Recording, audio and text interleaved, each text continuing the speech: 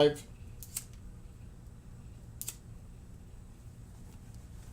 We are live. I'm just getting my stuff out of my pockets because I was working on the gazebo, anchoring it with galvanized hex nut bolts. You can't use screws. You got to use heavy galvanized bolts. And I just went to Home Depot and bought all the stuff. But before I bring Rupert on, and hello to everybody, happy Saturday. And I hope people staying safe where this crazy weather is. And already, sadly, not good. I'm on TikTok, so I have to be mindful of the language I use, obviously. But the weather is really bad, extreme in some places in the country. And I've got my map up, but I'm going to bring Rupert up. We're going to talk about his Star Wars displays. He sent me the pictures. He's the host of Galactic Wisdom that airs on the network.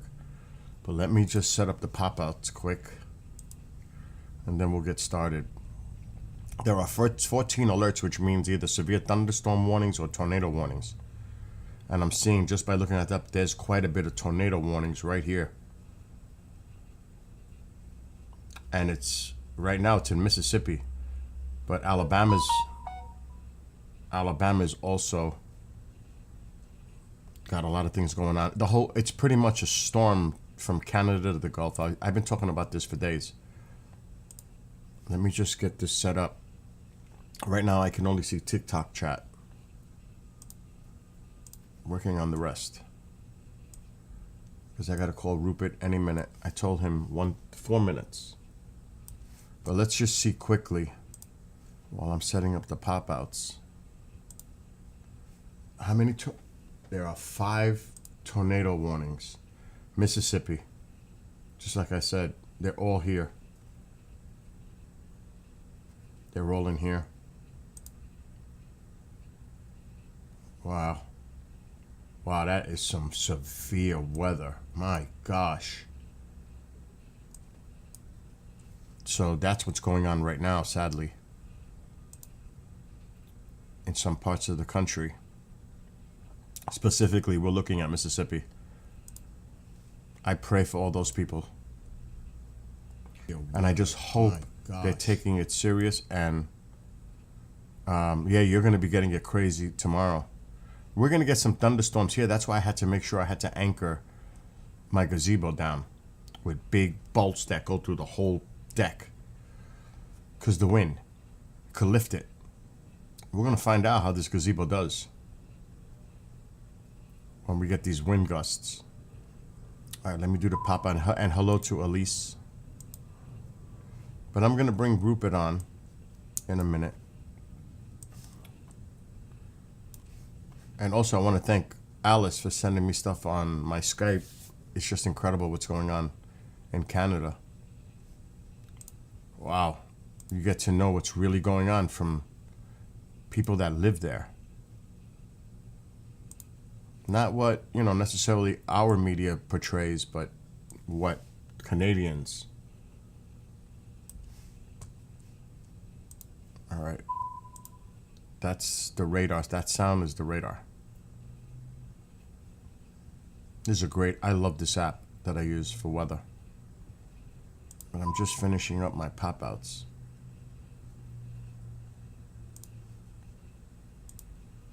I've already been busy this morning.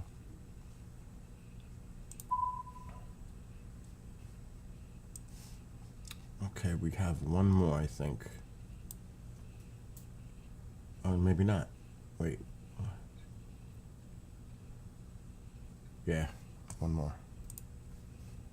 That would be this one. So yes, please take caution if you live. But the storm is affecting a lot of different areas. And I would have to do a radar shot, but right now, you could see the majority of the activity is here. The severe thunderstorm warnings are also in Mississippi. Everything's going on right now in Mississippi. All the severe weather is happening in Mississippi, right in here, right now at least. But this will go through the weekend and shift east and north. But not good. I mean, I can go, this one looks nasty. And you could see that. Look at all this severe weather here. Oh my gosh. Oh, I don't like that at all. Whenever you see the hook, see the hooks?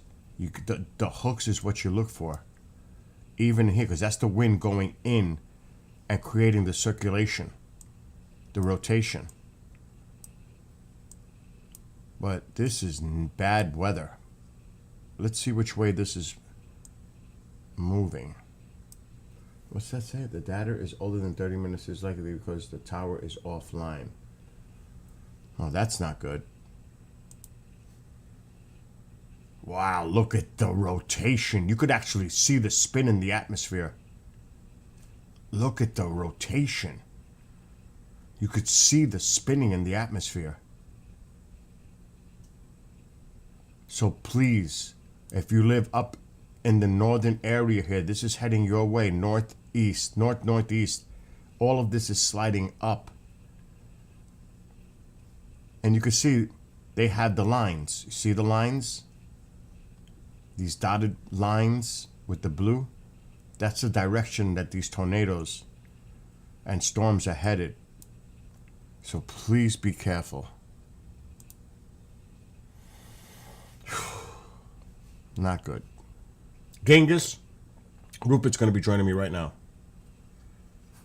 Pouring there in Louisiana.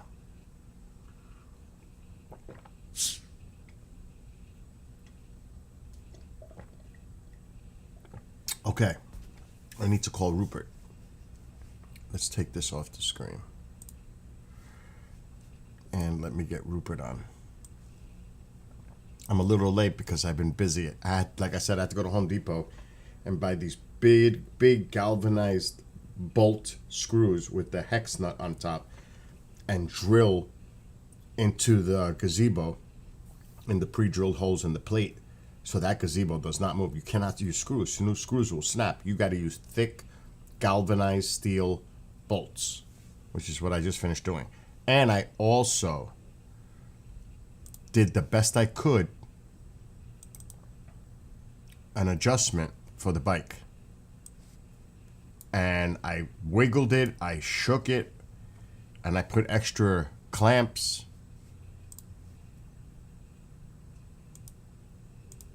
So that's really secure. And you could see how I attached this bracket onto the actual bag of the cargo bag, which was not easy because it's hard to get my fingers in there and put the screw with washers. There's washers on, big washers on the inside. So this should definitely hold it. And then I have this also on the top to hold it and 5 clamps down here. So I think I went overboard, don't you think?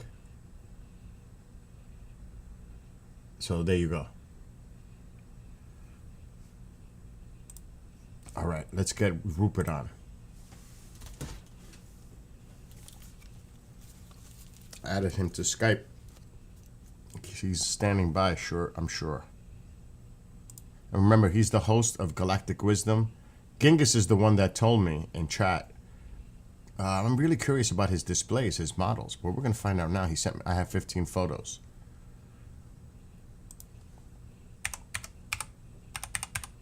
Okay, here we go.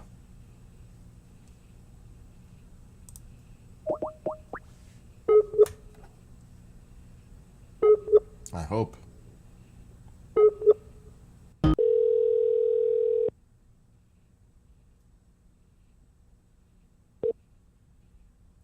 Rupert? Hey, Bill. Hey there. Can you hear me? Yes.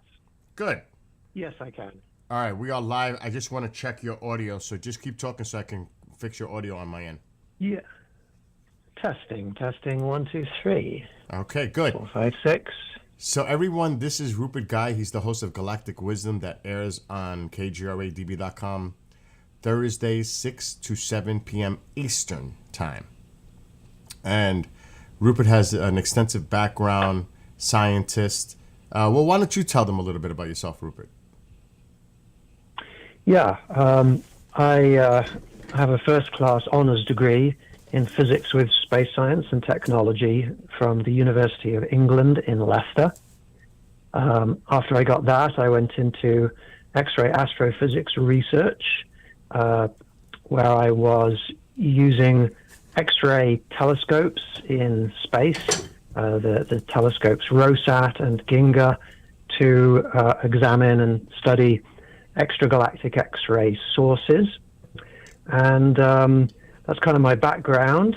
And but my entire life, I have investigated the paranormal, and I've utilized my logical scientific methodologies to investigate the paranormal and aliens and all unknown phenomena. There you go. That was a really brief summary of what his background. And he's going to be going on tour throughout the country soon. When does that begin, Rupert? April? Yeah, around April 17th. Wow. Yeah, I'm just pulling up an image now so that I can talk a little bit about that. Yeah, right. April 16th is when we kick off that tour, and that's going to start off in California, and that's going to go around 16 different states. Can you do me a favor at some point? Can you email me that banner that you have created for the tour? Yeah. This way I can display it. Yeah, this way I can display it. But Genghis in chat was watching, of course, your show, and he's a person that's building models. He's got re-inspired to build models now because I've been doing them. And then he saw your display cases in the background, which are beautiful. But they're in the foreground, so it's a little difficult to see detail of what those cases look like. So I got 15 photos. Is that correct? That's what I grabbed from where you sent them. Yep. Okay. So they're numbered 1 through 15. And I'm going to now start to display. But before I do, give me a little background on these figurines and the stuff that we're going to be looking. Are these like the originals, or I mean, has this been built through time? Because just in this one photo, there's a lot of figurines. There's a lot of stuff here. It looks like the Ewoks area. Yeah. Yeah. So I guess, I was born too late to see the first movie when it came out. I remember as a kid in elementary or primary school, playing out in the yard by a brick wall, and in the brick wall, I found a Star Wars figure, and I didn't know what it was. It was a Jawa, and I was fascinated by it, and I loved it. And then I started to realize this was part of Star Wars, and I didn't really know what Star Wars was, but I started to slowly collect these figures. And then I was old enough when, by the time Return of the Jedi came out, that I went to see it in the cinema, and I just loved it. So I started collecting these early figures back then, and most of the figures you can see in that shot there are figures that I collected back then when I was a kid. Wow. And yeah. Now, I did have, this is the Ewok village there. I did have an original Ewok village. I did have an original AT-ST vehicle there. But they got stolen along with most of my other vehicles when they were in storage. Wow. A few years ago. They were in storage in England, and I was living in the US, and so most of them got stolen. But fortunately, I had already taken across from the UK to the US. I'd taken across my original figures. So I still have all of my original figures. They have to be worth a lot of money, don't you think, Rupert? If they're the original figurines and they look like they're in mint condition, I mean, that's value right there if they're the original figurines.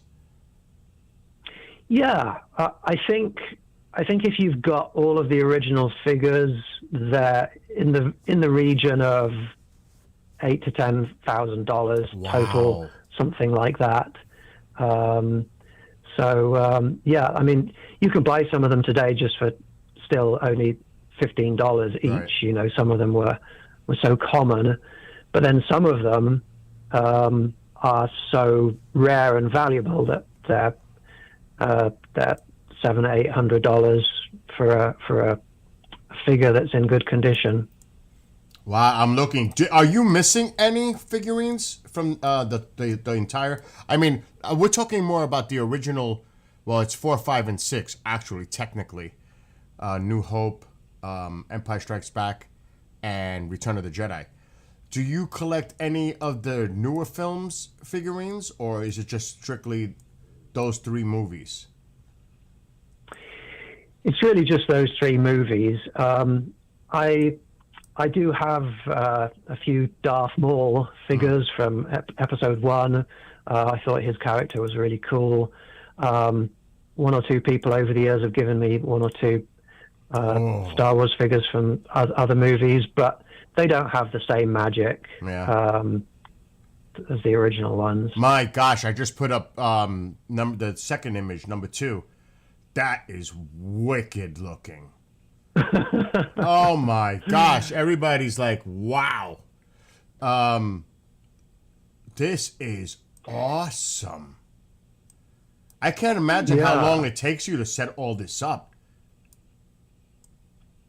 Yeah, it's taken me a while.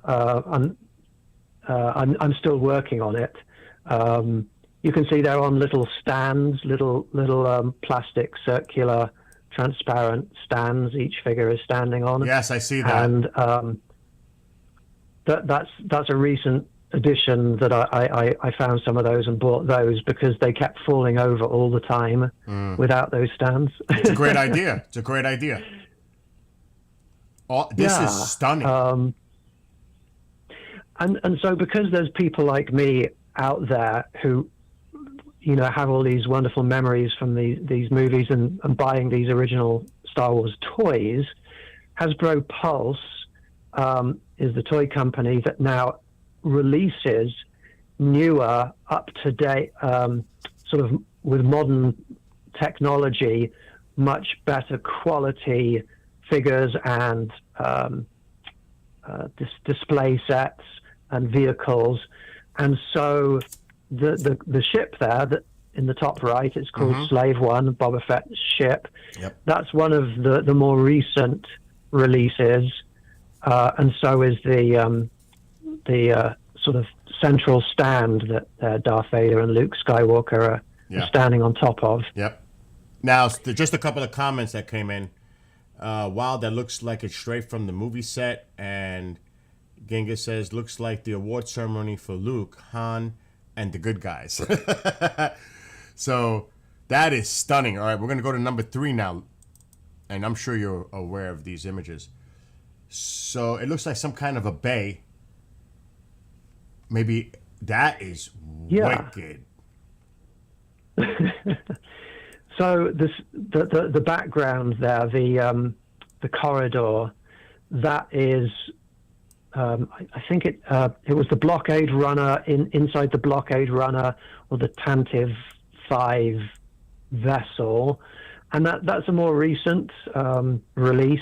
That was released just maybe 5 to 10 years ago, and it's modular, so you can sort of break it apart and put it together in any way that you want. And there's a mix there of newer figures with older figures. In the background, you've got in the corner 21B and FX7. They're the original figures, medical droids from The Empire Strikes Back. Yeah, but the Han Solo and Chewbacca in the foreground, those are more recent. They came with the Millennium Falcon, the newer version of the Millennium Falcon, which I'm very jealous I of, by bought the way. recently. It's so big. It's awesome. Oh my gosh. But yeah, this is awesome. Yeah. All right, I'm going to move to number 4 now. Yeah. Wow. Wow, you got one heck of a collection. Oh my gosh. What's that ship on the right? What is that? That is a Y-wing, and my original Y-wing was stolen, so I don't have one of the originals anymore. But this is it's the same mold as the original, but it's a newer paint job. Yeah, and that figure standing in front there, that's the first figure that really I was bought from my parents. That's Luke Skywalker in his X-wing pilot gear. Yeah. And the other figures are more modern. Most of them are more modern figures. But the one on the far right, that's the newer version of Luke Skywalker. I'm gonna tell you. So that is a remarkable resemblance to him. That's well done. Yeah. Wow. It's photorealistic now. Yeah. Their faces. Oh my gosh. Amazing. Oh, you got R2-D2, Leia, and C-3PO on the other end. Yeah, you can see that Leia's looking a little bit old there, and so is R2-D2. See, that R2-D2, it's really just a paper sticker that's wrapped around its body, and so they age Turning yellowish. badly. Yeah. And all of my figures, when they were in my father's house in England, maybe about 15 years ago, the house flooded. There were really bad storms. The house flooded, and all my figures went underwater. Wow. So it's amazing that the R2-D2 and with the stickers there survived at all. Yeah. My sister had to rush in there and pull them all out of the flood water and dry them off quickly. So that's an original, right? Yeah. A lot of these are the originals. Oh yeah. Most of these are original. Wow. All right, I'm going that gun there that Leia is holding, just the gun alone was worth about $150 now. Wow. Yeah. All right, I'm going to go to number 5 now. Oh, I remember this from Return of the Jedi. The pit. Oh, that's amazing. You did a heck of a job setting this up. Oh my gosh. I thought I was doing good with my models. Now I'm like, I feel minuscule compared to looking at these. Oh my, this is stunning. This is beautiful. Thank you. Yeah, so I've been building that up over time. Some of those figures are the original ones. Some of them are more recent, more modern versions. I had to tie Luke Skywalker onto that. I see it. That sort of walkway with a sort of a food metal package twist. tie. Yeah, there. The tie. Yeah. That was ingenious, though. It worked. He kept falling off, but you can see I covered the base and the walls in sandpaper to try and make it look sandy, but I need to put some blue sky in there as well. Oh. But the sand that's down there on the ground, it was so hard to find sand of the right color. I sent away for 2 or 3 different modeling sands from Amazon, and they all came back and they were too coarse or the wrong color. And then when I was on tour last year, doing my Alien Contact tour, I was parked in a parking lot outside of a Planet Fitness, and there was this fine light-colored sand all over the ground underneath my car. And I thought, that is the right kind of sand. So I was for like 20 minutes, I was scooping sand off of the car park lot floor into little plastic sandwich bags, and it's just the right color for the Tatooine sand. Yeah. How many droids do you have? Because I mean, there's a lot of droids here too so far. You must have quite a that bit. one in the that one with the green lightsaber sticking out of it, that's an expensive figure. That probably goes for a few $100s now. That's an original. You can see it's still got the paper wrap around it. Yep. But recently, in the last, when I discovered that so many of my vehicles had been stolen, I looked into replacing them, and I saw that so many new droids had been released and vehicles just in the last few years that I decided I need to replace them. I need to replace them, and I need to expand upon my collection to make up for the fact that I lost so much. And so there are sort of collections out there, boxes that you can buy with 10 different droids in. Wow. All the background droids from the movies. Yeah. Mm-hmm. That's cool. All right, I'm going to number 6 now. This looks like it's almost outside of the salon. What was that called? That place on the planet where the bar. It kind of reminds me of that. It looks a bit like that. The cantina. The cantina. Yes, there you go. Yeah, but this is actually, it's on the same planet, but this is inside Jabba's palace. Gotcha. Oh yeah, I remember. Oh my God, I'm getting I could see the movie in my head with the person singing, with that thing that was singing. Oh my gosh. Spice noodles. Those are replacements because my original Sice Noodles and the Max Rebo band, they were stolen, so I had to replace those. But there's Bausch. That's Princess Leia in disguise. Yep, that is awesome. That one in the background. That yellow one, a Man, that's an expensive one. That was one of the last figures to be released, so that goes for a few $100 now. That is so freaking cool. All right, we're moving on to number 7. Oh, there's Jabba. Oh, that's oh my! That little thing drove me nuts. I don't know what it was called. That little Salacious Crumb.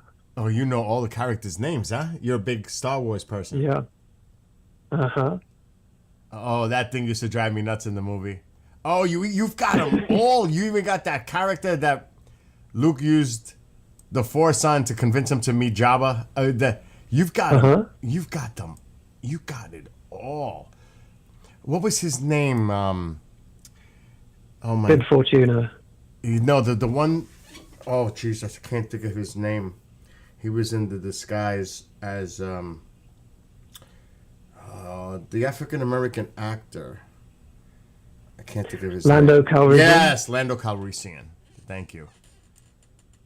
Yeah, I've got him. He was in the photo like 2 photos ago where he was standing on top of the sort of the skiff, the flying. Yeah, I saw that vehicle thing. That's this is awesome looking. My gosh. So this is a new set that came out just a couple of years ago. That the sort of the surrounding play set, but they recreated Jabba's palace for the more modern Disney TV series Boba Fett, and so they sold this as Boba Fett's palace or throne room. Wow. But I think they realized that really people were buying it in order to put Boba Fett in there, and so they re-released or they released the throne that Jabba is now sitting on with a new updated Jabba. But I'll tell you, the updated Jabba just doesn't look as good to me. This is the original Jabba. I had to replace it. This was one that got stolen, but this is an original Jabba from the from the 80s, and I think it's much better than the original ones. That looks awesome. All right, we're moving on to number 8. Hopefully. All right, hold on. It's popping up on another screen. Oh, yeah. When he was battling those in the pit. Those creatures. Oh, my gosh. Yeah. The one on the left is an original. The one on the right is a more recent version they did of it. Wow, you have both. Yeah. Wow. Do you have any of these figures at all, Bill? Not at all. None. 0. That's why I'm looking at yours, and it's like it's a treat to see this, because to see all of these figurines and all of this, it's amazing. All right, now I'm up to number 9. Yeah. So I never had these Hoth play sets when I was a kid. I wanted them, but there was a limit to how much my parents could afford. And just 2 or 3 years ago, I decided I want them, and so I found them on eBay. And I bought the childhood toys that I always wanted that I could never get. Wow. Yeah. You got, like I said, you've got a lot of duplicates of Vader and Yoda, Han. You could see you've got quite a lot of figurines. My gosh, look at all the stormtroopers. Yeah. And some of those stormtroopers were the originals. Some of them are more modern versions. They release new versions of these figures every 3 or 4 years. Yeah, and that's a newer version of the Tauntaun. That is so cool. That is so cool. And you could see, how long is that display case? I mean, for that, it's got to be big. I mean, this thing looks like it's going 3-4 feet. Yeah, I have 2 shelving systems side by side. Yep. So, yeah, I guess each one is something like 2 foot long. So 4 foot long in total. Yep. And that particular shelf, I'm still working on these. I don't have a lot of free time, so that's just white paper that they're standing on top of there.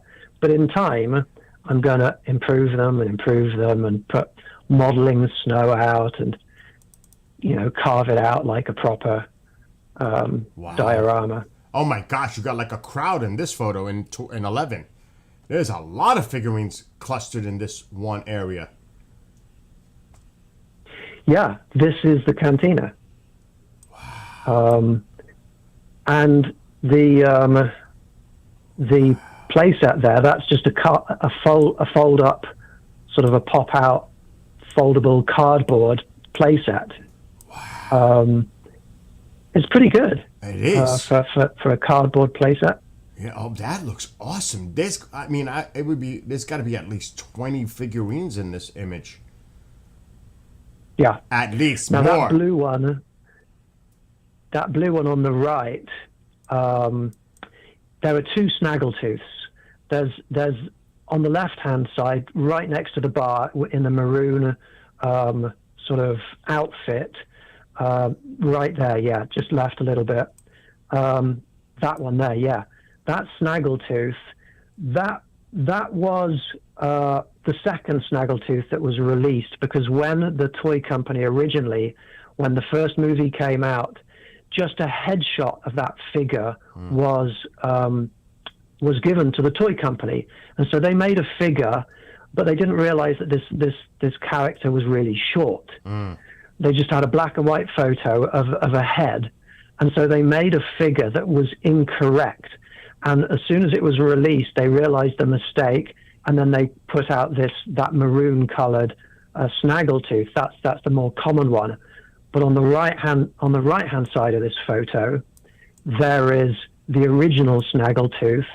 At the back on the far right there, in a blue outfit with red eyes, and that was released just by seers for a short period of time, that is a very rare figure now, and that's probably worth about 700 or 800 by itself. Wow. Wow. And it was released by Yeah, Sears. My gosh. yeah. They had like their own sort of releases, and Oh yeah, yeah. and again you've got a Genghis mix of old noticed. and new in there. Genghis noticed that it looks like somebody's down on the table after. Good eye, Genghis. That's Guess who cool. shot first? That is so Yeah, cool. That is so cool. All right, we're moving on that's to number Han Solo just shot Greedo. under the table. Yeah. Oh my gosh. All right, we're going to 12. Oh, the other, it's another angle of that shot. Yeah. So Hasbro Pulse has this special deluxe collector's edition system, not just for Star Wars, but for Transformers and for lots of other brands. It's called HasLab, and what they do is they come up with dream toy projects where you can pay in advance up front for a project to be made, and if enough people subscribe to it and pay up front, they will make it. Wow. And they're in the process of making a HasLab, a dream cantina. Wow. Really large, big, full, I mean, not full size, but to scale, of the whole cantina properly in the style of these sort of early figures. And it's an expensive thing, but I backed that, and I can't wait to replace it on my shelf.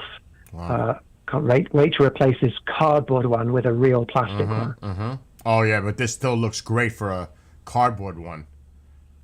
Yeah. I mean, really, that looks amazing. All right, we're going to 13. Wow, the Emperor. Oh, this is a great shot right here. Oh, look at this. Oh my gosh. There's just so much to see here. And a lot of these are original, like that Emperor. The Emperor standing up in the middle there, in front of Darth Vader, that's an original Emperor there. But the one sitting down, that was a newer one. That was like a special release that you had to go to, I think, a Comic-Con in order to get that particular Emperor. Wow. And it came in the cardboard background. This is the background is like a cardboard box that unfolds, and it had the Emperor in it. Wow. And that Vader there, that's a newer Vader. That's incredible that they have the Vader without the helmet, without the gear. Oh, and you got the helmet on the side of it. Oh, that's awesome. Yep. Oh my gosh. I might have to watch these movies again. Yeah.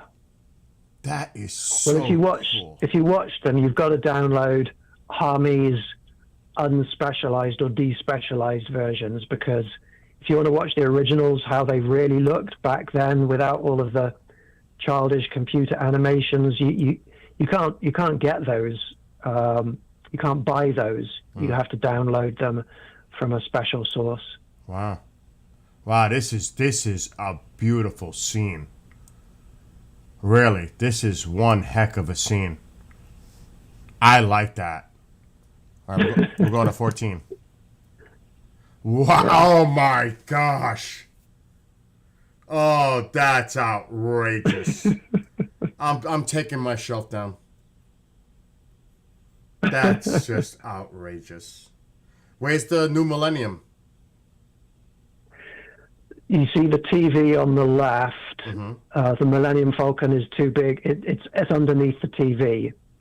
That's in the next image. All right, this is stunning. Yeah. Oh my gosh, this is stunning. Oh my gosh. And these are pretty large. These are not small. yeah, these are all Look at that. vehicles that I bought about 3 years ago, and Oh, very few of these. I think that's the original mold of the shuttle Tidarium, but that's some of these are original molds, but a lot of them are updated. Yeah. wow. This is so impressive. Oh, who's that guy down there? Little alien. Oh my! I had an alien visitor. I didn't realize it. Oh my goodness! Oh my god. I have photographed an alien visitation. Oh, look, right there. There he is. That is very impressive. That is very impressive, I must say. And here's the final. Oh, I'm jealous. I am so jealous. That is. And what's the length on that? How big is that? Oh my goodness! 2.5 feet? It's probably about 2.5 feet. Yeah, I don't know, but it's massive. It is really massive. It's bigger. It's longer than the original Millennium Falcon toy by quite a lot. How much did you pay for that model? Because that's a toy. That's not like a model you build. What did you? Not to be too nosy, but what did you pay for something like that? That is a toy. They made these. I think I'm correct in saying they made these to sell in the Disneyland Galaxy's Edge Star Wars world. Oh wow! So if you go to Galaxy's Edge in Disneyland or Disney World, you can buy these things, and they have like interchangeable dishes on top, so you can put the old dish on or the newer dish in the sequels. And I'm not sure if they're still available. I know on eBay they're approximately $500 if you want to buy them. Wow. That is, Rupert, that is super impressive.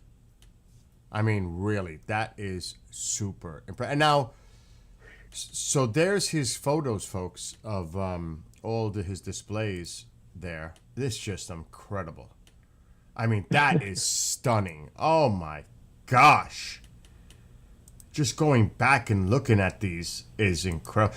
How many do you have left for future displays? Do you still have quite a bit of stuff if you wanted to add and make more? Figurines, etc. Most of what I have is on display now. The things that are not on display are things like more modern versions of Jabba and just figures that have come with vehicles that I don't like. Wow. But there are, I mean, I can't afford it at the moment, but there are some figures that I still don't have. One of the original figures that I don't have is Luke Skywalker with his Stormtrooper helmet. That's very expensive. There's a figure that was in Jabba's palace. What is it called? EV-99 or something. It's a really tall one, and that's like $600-700 to buy. I can't afford things like that at the moment. So yeah, there are figures out there that I still don't have from the originals. Wow! But you got a vast majority of them. Yeah. I mean, you're just pieces away from making the complete collection. I mean, it's better to be where you are than having to start from a beginner level and trying to get all these collection figurines. You're just a couple away from like having the whole thing. That's awesome. Yeah. So wow. Look at my. Can you see me? Are you watching? Look at my display. That looks puny compared to your stuff. It's smaller, but wow, you built those yourself, and you've lit them all up. Yeah. I mean, wow, those are really impressive. They look a lot better in person and close up. The camera Yeah. does not do it justice. Like right now, so like what I'm doing, I'm right now, my last Enterprise for now is the original Enterprise. And because it takes, I'm telling you, it takes a lot of work to put the lighting inside, and I have to drill, I have to customize it my way for it to work. So, like, for example, I don't know if I have the lighting thing here. I do. I want you to see, like, this is how it's done in stages. So I'm just going to bring the saucer right now. That's it. Just the saucer section. Let me grab it. Because it's a lot of work. It really is a lot of work. Now, inside this saucer, there must be 20 lights of different colors in here. Let me put my headphones on. And before I glue it together, because see how the wires are sticking out, this has to go through the arm, through the base to get to the hull, where there's lots of wires in the hull. That's where everything gets finally connected and comes out the model. So then I have a little tester, because that's all electric. It's all connected electrically. Yeah. You know what that would be if I was all on batteries? Forget about it. It'd be insane. So then I make sure that all the lights are working before I do the final gluing, because if I glue it, it's a wrap. I'm done. I'm toast. All right, hold on. I'm trying to get this thing to stay on. It's a little pain. You've got to be a bit of an electrician to get all that wired up, I imagine. You just got to be handy. Plugged into an outlet. Oh well, yeah. But it's not that complicated. It's simple. All right, so I'm trying to be very careful with it. Alexa, shut off living room light. Okay. So you can see the green and red underneath, because that's what the original one has. Oh. And it also has it on the top. So there's a lot of lighting that goes involved into doing something like this. So the models look like this up close. The ones, now remember, this doesn't have the decals. It hasn't been finally finished painting. But this gives you an idea of what it looks like when I start building it. So how many lights are inside that? 20? Like, is it a different? So it's a different light for each light that you see. It's not just holes with one light inside. Oh, absolutely not. There is a light near every opening where you see holes. Wow. So you have to, and depending, Alexa, turn on the room light. It also depends. Okay. See, because I have transparent paint. So for example, let me just, oh no, I can't grab it because I put the two engines on the bracket. Okay, I'll use these as an example because it's the best way. It's hard. I'm going to just zoom in. The transparent spray allows the light to spread wide. It doesn't look pinpointed. You see how they look like it's just like one red area? It's not like a little red light coming through. Follow me? In other words, I have to use the transparent white paint, and I paint whatever I'm doing, whether it's inside or outside, to give it that effect so the light spreads out through the model. Right. So it kind of diffuses out. The one pinpointed light. Yes, exactly. Yeah. So it's another trick is, on the inside of the models where the holes are, some of them come with the plastic pieces that fit into the holes. A lot of those models I had to drill myself and create areas for lights. There's very few light kit models here. And they don't come with the lights, obviously. I have to do that myself. So what I do is I take Scotch tape and I put the clear Scotch tape on the inside of the model, and then I spray the transparent white so it diffuses the light. Otherwise, you would see a pinpointed light coming from inside. Yeah. That wouldn't look good. That's like the Millennium Falcon. See how it looks like one big long blue bar of light? Hmm. Yeah. If I wasn't to use the transparent white or scotch tape, that was both. Then you would see little blue bulbs inside, Right. pinpointed. So that, like you said, that's a great word. It diffuses the light, so it spreads it, and it makes it look like it's just one big instead of one bulb. But in that Millennium, there are 7 blue lights in the back. You just can't tell because it's been diffused. Yeah. So yeah, this then I put blinkers. So up here I have quite a bit of Enterprises. There's a lot of Enterprises up there, and I'm building another one. So and that Wow. Death Star is 2 feet long. The Bird of Prey, the battle cruiser up there, is 2 feet long. My Millennium Falcon is 19 inches long. So it's not like yours, but it's pretty good. It's a nice. Let me see if I could grab the picture of, because I think my Star Destroyer is the best model I've done. Let me see if I can find the picture quick, and then I'll let you run. Which is your favorite Enterprise That I built, or period. that you built, and Well, also just in general? I have to say, my favorite one that I built is Strange New Worlds, way up there. It's just stunning looking. My favorite Enterprise of all? Wow, that's tough. There's nothing like the original, Rupert. You know, it's the original, which is the one I'm working on now. Of the newer, I have to say, of the newer ones, I mean, this one here is from Into Darkness. I like that Enterprise from the newer movies. Uh-huh. It's nice. It's got a nice engine look to it. It really is nice. Out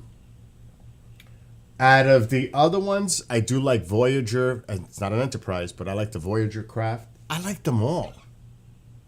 It's hard. Like, I'll show you what I just recently Yeah. built. I just don't want to put up any of my stuff up here. Hold on. I think my favorite design is Enterprise E. Which is from which film? Those are from the Next Generation. It came after Enterprise D. It was in the more recent Next Generation movies. Next Generation is And I right just there. That's Next Generation right there. Yeah, so when that's Enterprise D, when after that one got destroyed, they had a new one in the more recent Next Generation movies, and that was called Enterprise E, and that's my favorite design, I think. Got you. Now I'm going to show you, because I can share this without revealing any personal information. All right, hold on. I'm going back. I'm sharing my YouTube, but it shows the photos on the bottom, but it's all models.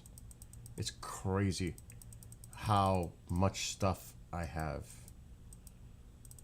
Oh no, I just hit something wrong. Rats. Hold on. You got a few more minutes, right? Yeah. Okay. So I want to show you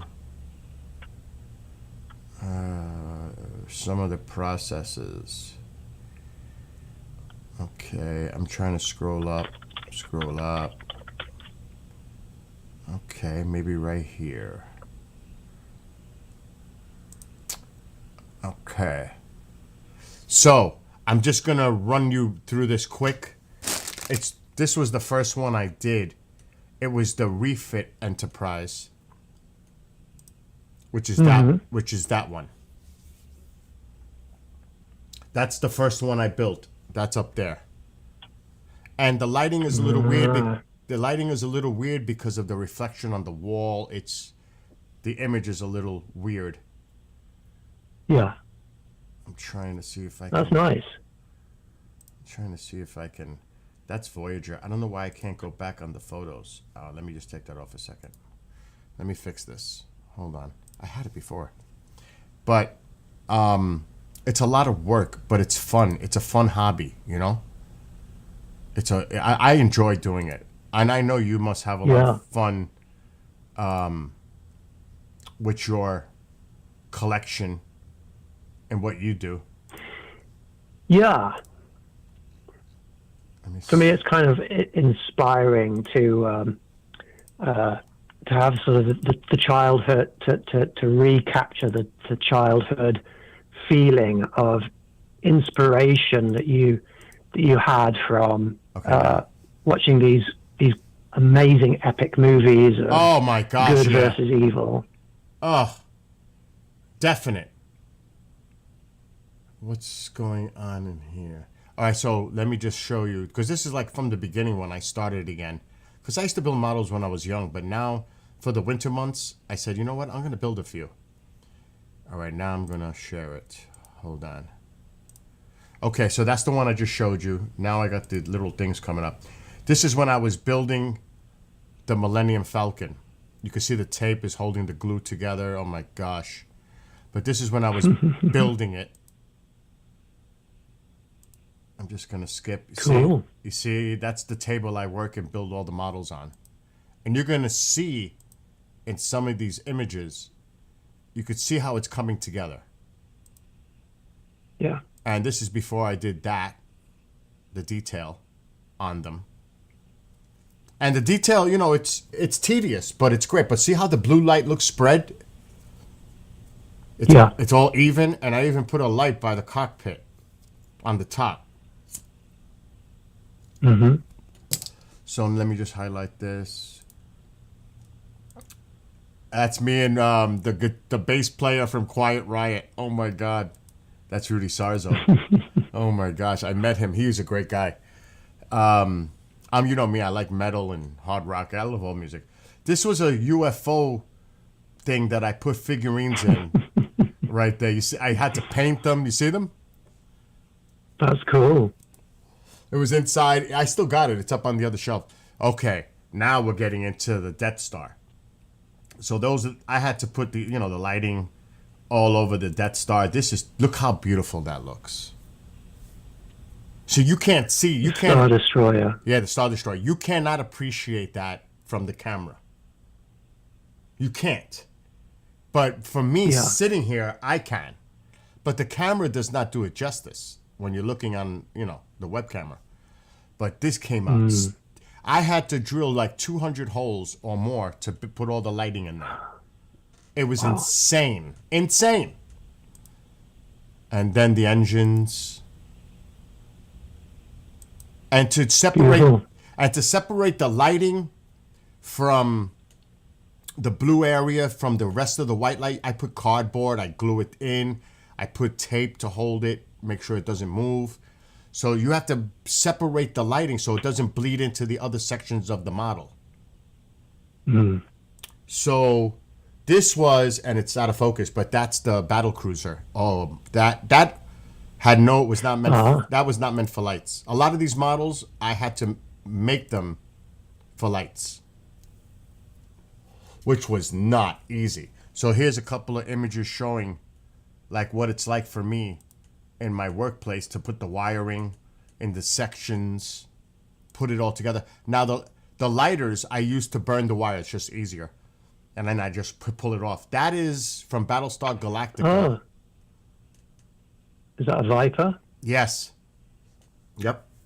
Nice. And I put the lights. That's not meant for lights. I put the lighting in there, which was a little tough. This is my favorite. This is my favorite model that I built. This is the Strange New Worlds Enterprise. It is stunning in person. It looks beautiful. But that's that little model all the way on the top. But it's stunning. And that's the back view of it. And I like the way your ceiling kind of looks like a planet's surface. yes.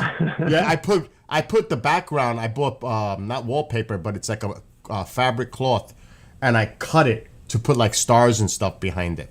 Now see this? This is an example. I had to drill all those holes. Wow. All that. I had to drill it. Yeah, you got a black metal, dude. I'll talk to you after I show Rupert a few things.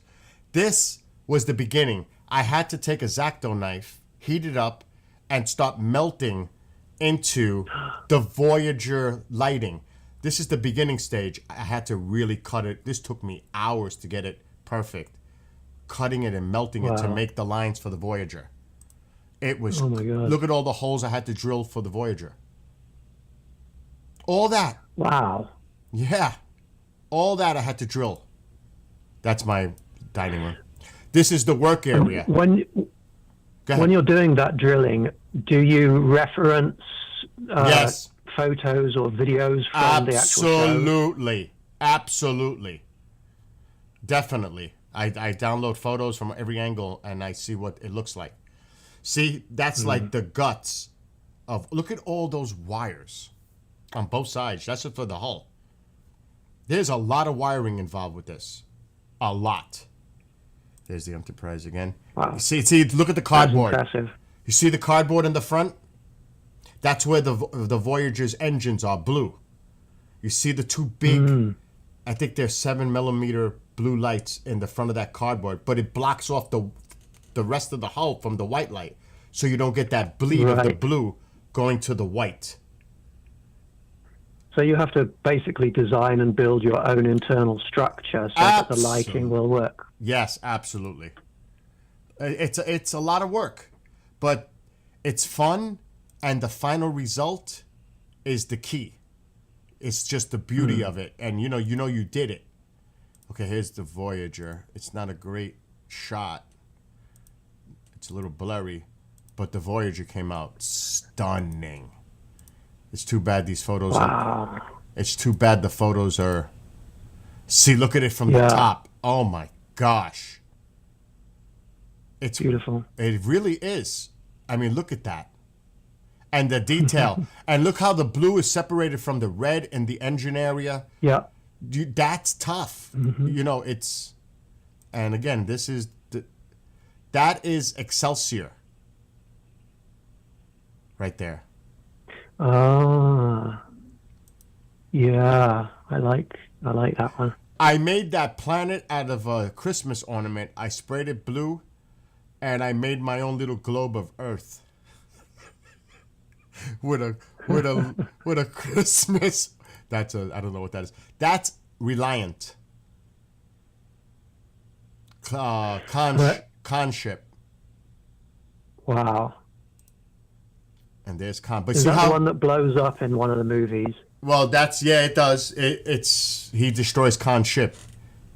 But see how you see what I forgot to do with this one is I forgot to prime it inside.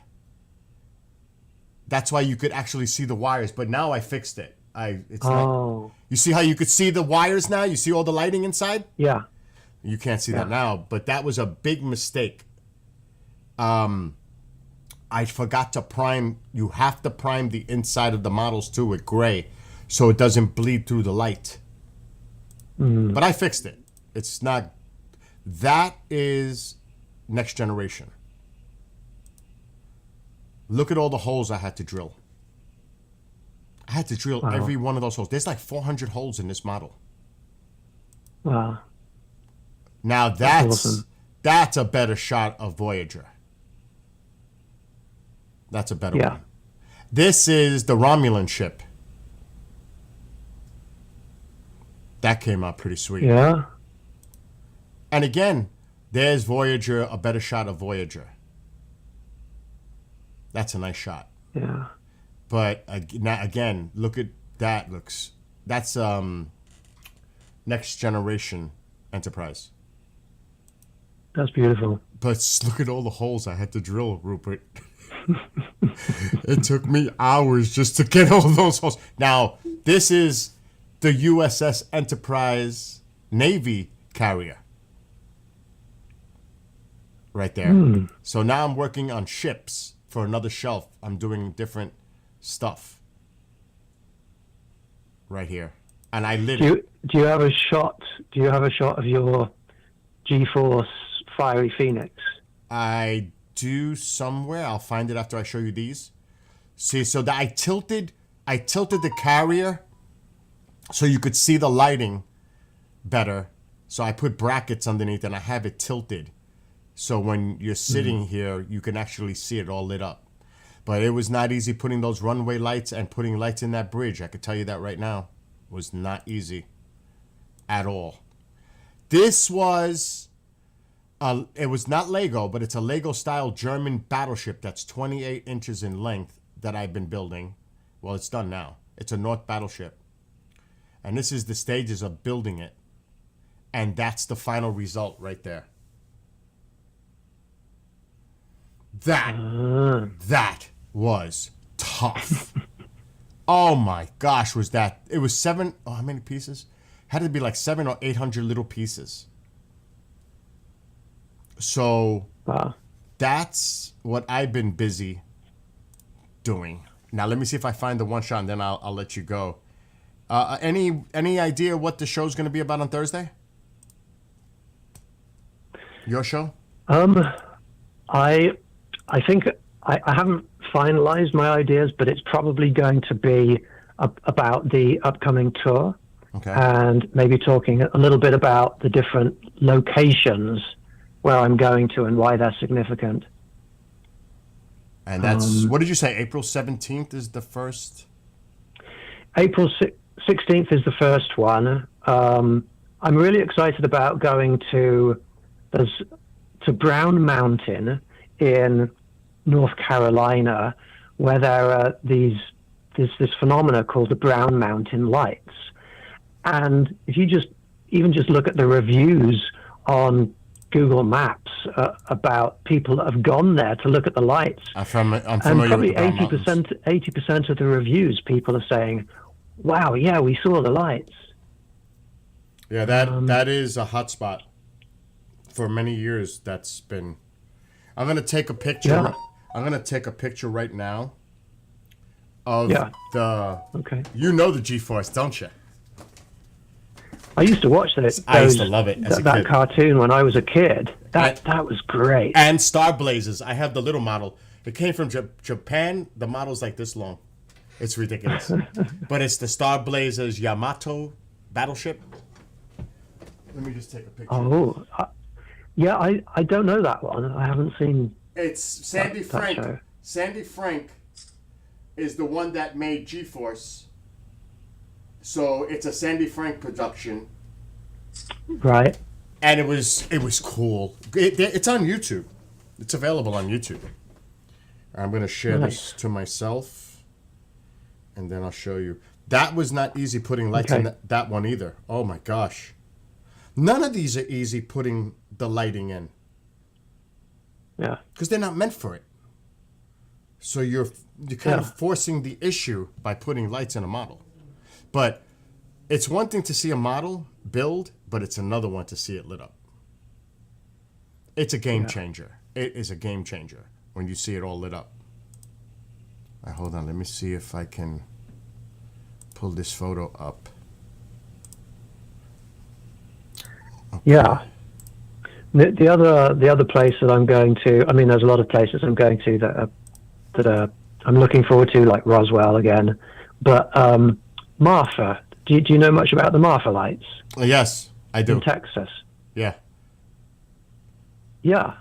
I've never been there before, but there is actually an official Marfa lights viewing location that they've built that you can go to, and we're going to go there and see if we can see those Marfa lights. Okay, you ready for G-Force? Yeah. Right there. See, that piece in the front comes off, but it also came with that piece. The transition to the Phoenix. Yeah. But that's really cool. That did come out really nice. And again, not meant for lights. If you were to search this model online, you'll see the model built, but you won't see it lit up. Not like mine. Right. Which was tough. I like that design of craft. So do I. So do I. Later, sweet metal dude. Anyway, there's a little rundown on my stuff. Well, awesome. Thank you so much, Bill, for showing me all of those things. And thank You're an you for showing amazing yours. model maker. Wow. Yeah, now like I have that one Enterprise to finish, then I have a guided missile destroyer ship that I'm making. Then I'm done, because now it's about riding bicycle. It's springtime, so. And I just, you know me, I'm always busy. Like, I just finished building my gazebo. Matter of fact, I'll show you. Yeah. I'll show you a live shot outside, because you don't You, know. you should drill little holes in your bike and put little lights inside it so Don't that give it me any lights up like ideas. Don't give me any ideas. I'm already. Oh my god! I put was little working. warp engines on the back. Oh my god! I was working on my bike this morning because I put a rod for the 360 camera, and I was struggling because I'm a little scared about this long rod up in the air with a camera on top, and the bracket gets loose on me. Then I'm in deep trouble. Hold on, I gotta get a. I'm gonna show you. It's sending me a code to put in. Where is it? This is the Ring doorbell in my backyard. I have 3 of them. Keep me in for 30 days, so I don't have to keep logging in. So I just finished building this. In 24 hours, I tore it down, the old one, and I built this one all in 24 hours. So I'm going to show you now. I just finished building that gazebo. I know there's a delay, so I'll wait. Oh, very nice. Yeah, I just built that. I didn't put the netting. The netting and stuff is on the table because the weather, the sun dry rots it. You know what I mean? Then you got to replace them. So when the time is right, I'll put that up. But I had to anchor it this morning. You can't see it, but I put these big galvanized steel hex nut bolts on the bottom, the Right. base, because Yeah. you can't just put regular screws. They'll snap. So you got to get like real bolts to bolt it into the deck. You know what I mean? So that's what I've been working on for the last few days. And then, like I was talking about this rigamajig. It should be this one, maybe. Let me see. Hold on. So I just built that today. This is my bike. This is what holds the rod that goes straight up. So I put all these crazy clamps. It's on a pipe, bracketed, and then I bracketed to the cargo bag too, so that this thing doesn't fall backwards on me. If this is to loosen up, this could swing backwards, and then forget about that. So at least this will hold the camera in place, the rod, and if it gets loose, it's not gonna fall. Do you know what I mean? It won't fall off because it's I bracketed here to the cargo bag. So even if it gets loose on me, then I'll come up with a different idea. But at least this will prevent it from falling to the ground and destroying my GoPro 360. Because they're not cheap, Rupert. They're expensive, those cameras. So that's what I did this morning. So I've been busy. I done 82 miles of bike riding this week. 82. Today I'm not. I'm taking a break. But I did 82 this week. So that's what I mean. Now the models will stop. Now I'll be outside bike riding and doing these 360 videos. So like yesterday I put one up, and I'll show you really quick, and then I'll let you go. Because I posted a 360 video yesterday, my first one, and live view. It kills the batteries if I stay on it too long. For the Ring doorbell cameras, if I do too much, it will eat up the battery, and I don't want to do that. Hold on a second. Okay, here. One last thing. So this was yesterday afternoon. And this is a 360, but let me just fix the quality. I don't know why it does that. We want 4K. It's YouTube. Look at the quality of this, Rupert. Watch. So, of course, you know, my YouTube upload is, because it's on 4K, Sometimes it takes a minute to load. But look how crisp that image is. And you'll see it in a second. Nice. And it's a 360. It's a 360. I can go all the way around. Because I have a Quest 3 VR the goggles thing. The VR. Yeah. I can look at this video on my VR, and so can other people with theirs. See, it's messing up because it is what it is. It's YouTube. So you've got controls on your handlebars or something that operate the camera? No. How does that work? The camera just records. And it's on that pole that you saw the mount on the back of the bike. The rod is straight up in the air. And I just record my ride. But this is 15 minutes from my house. And hopefully this thing will work. I want to show you the Hudson. How beautiful. This is technically the longest walkway bridge in the world. It's walkway on the Hudson, something like that. It's it's about 1.5 miles in length. And it's stunning, Rupert. It's stunning. It's beautiful. And I love doing this bike ride. I do this trail a lot. But New York has 750 miles all connected of this trail. It's called the Empire State Trail. And yeah, you could swing it around with a mouse. That's what I'm doing now. I'm not using the VR. You just put your mouse over it and you can pull it sideways. You can do anything you want with it. That's how it works. Oh. Yeah, with the mouse. Oh, I see. So it's recording 360. in the full 360. Correct. But you can only... Okay. Right. Now, if I was wearing VR, I could just turn my head and it'll move in the direction that I'm doing it in. But without it, you could just use your mouse and hold it down and turn it like I'm doing right there. So that's the Hudson. See how beautiful? It's beautiful. This is great. Oh, yeah. And look how clear. Go ahead. If this is recording 360, this would be a good device to use for contact events. Oh, yeah. Oh, yeah.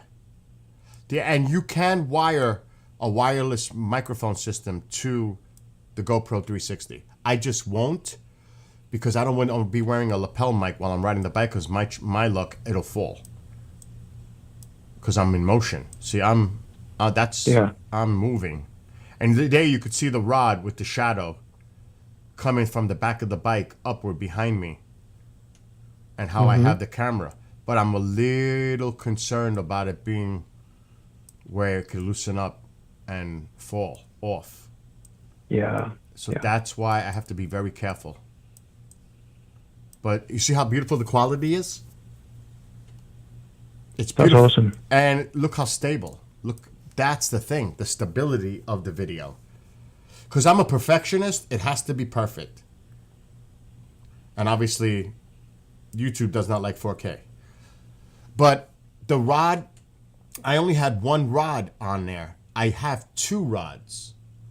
So I have to really, really anchor it to put it up higher. I want the camera to be even higher than it is now. So that you won't see me. I don't want to be seen. Yeah, Guinness, you don't know how high this is. It's kind of crazy. See, like, this is the normal shot. I don't want to see myself.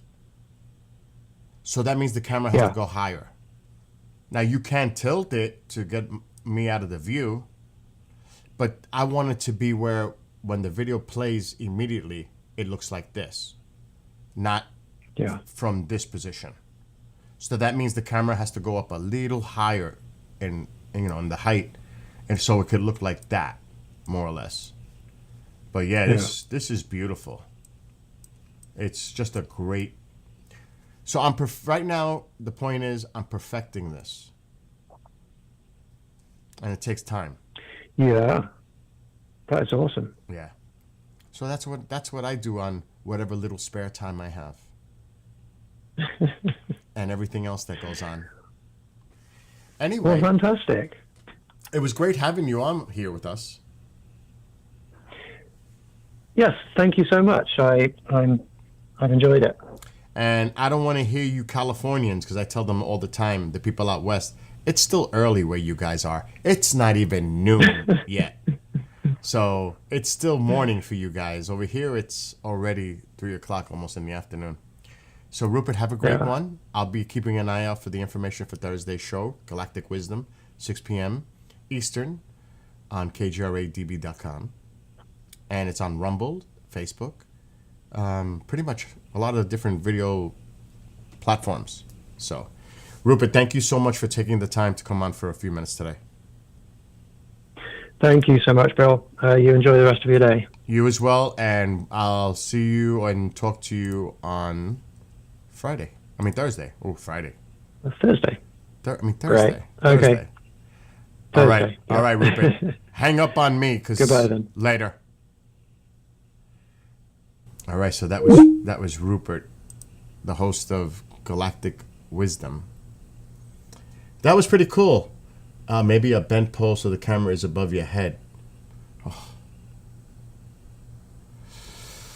I'm really, really nervous about this. But let's see how this bracket gadget works. The only other... I can't put it on the handlebars.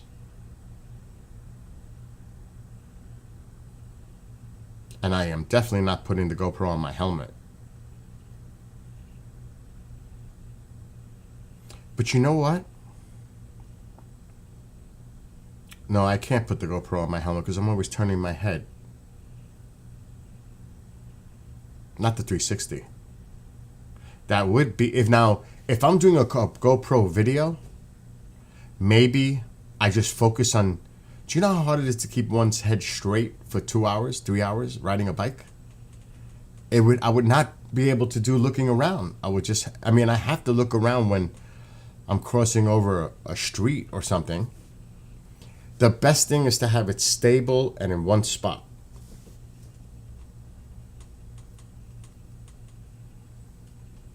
And I can't think of any way else to bracket this to the bicycle. Yeah, but no, I'm always looking for new ideas. I don't think it's going to be a problem the way I have it. Because I went nuts with all those brackets and clamps and everything else. And I was shaking it outside. When I'm on a smooth surface, it's not so bad. But you got to think, the wind. The wind. It's too bad that I can't, figure out a way to bracket the mount directly to the cargo bag. Because it's on a ball joint, and the ball joint connects to the base, which has a clamp that clamps on, and that's how I do it. If there's a way, I don't know how that way would be. Why did she shut my light? She's always doing that.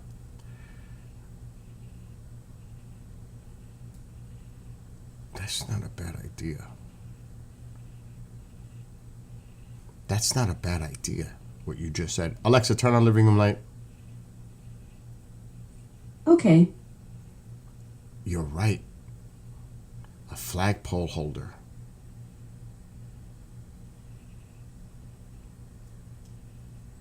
That's not a bad idea.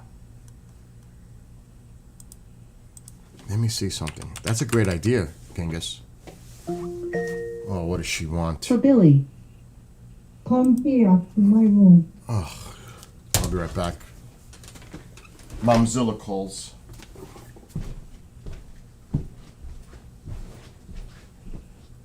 What is it, Mama? I'm live.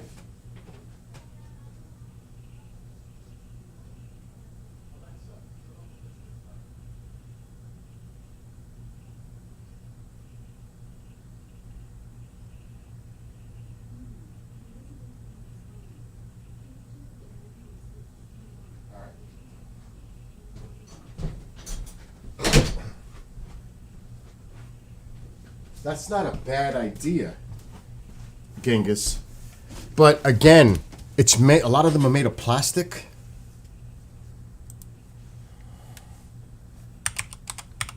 I need something more secure. Yeah, and plus a lot of them are at an angle, and it's not the kind of mount I need. I mean, you have to look at the image. I just thought of something, but I don't know. I just thought of something. I'm not running out to the store today, but so I'm done.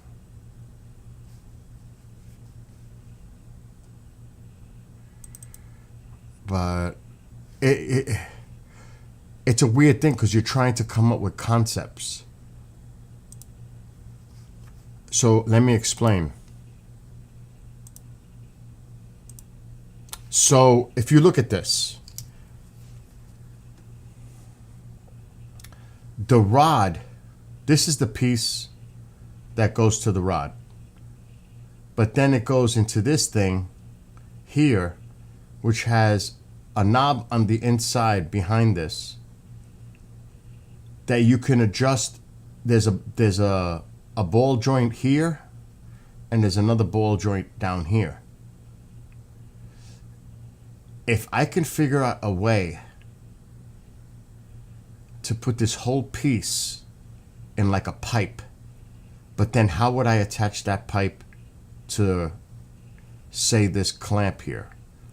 And I just thought of it. I just thought of it. But I don't know if they have such a thing. All right, hold on. Let's get out of here. I just killed that picture. Hold on. Let me put this here for a second. Let's go to Home Depot. We need a T-pipe. T-pipe. This might work, but we need a long one. Because if I can find something, but it has to be a big one, it can't be small. I could fit the entire thing in there. Like, say if this was long and wide, I could fit that whole piece right in there. And then if this is wide, I could clamp it to the cargo rack. But see, see, something like that. Something like this, but even longer.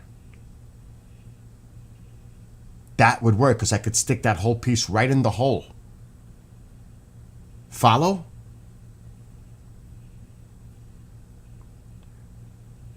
But I'm on the right track, but I have to find the right one, which I don't think I'm going to find one.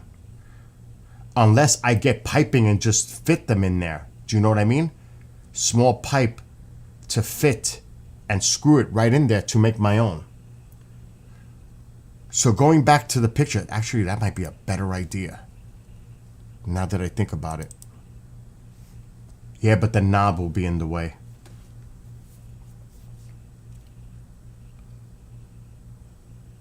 See the ball joint? See the ball joint here? That's a problem. Right there.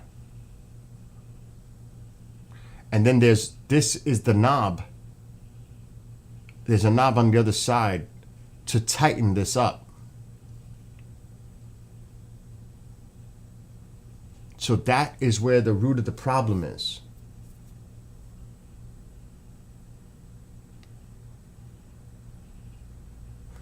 But the question is, can I make my own plate? Maybe I can make my own plate with this screw. I don't know what size screw that is. I would have to find out. Maybe I can make my own plate.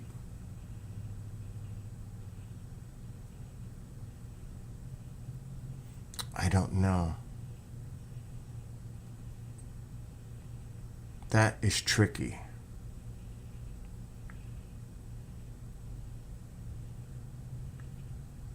I'm trying to think. Do you follow me now?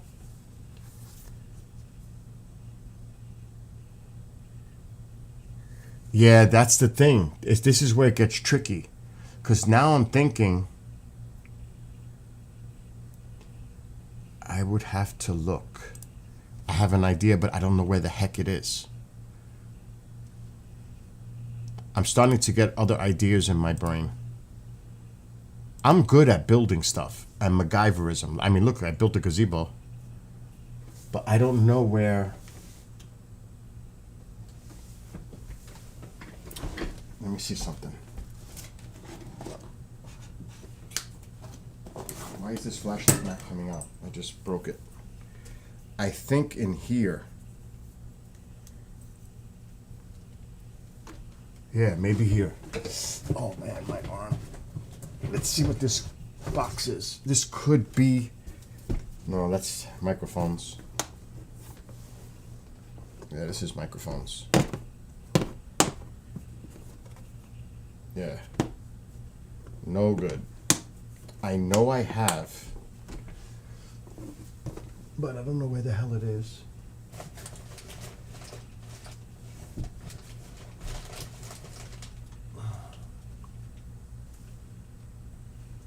I have an idea. But I have to find the box. You know what, that's just not gonna happen right now.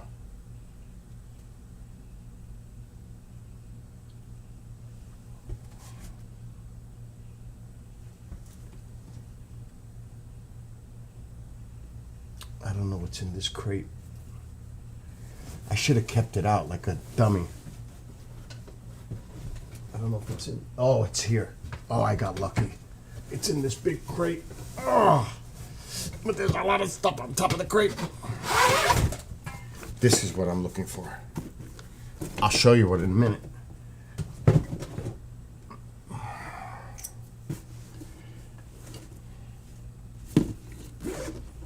Yeah, this is definitely it. This is accessories for GoPro.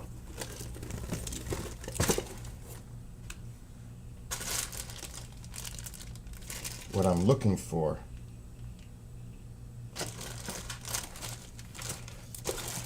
is, I hope I have it.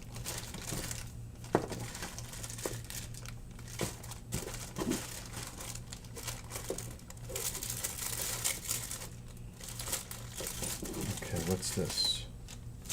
Okay, this is, oh my God, no way.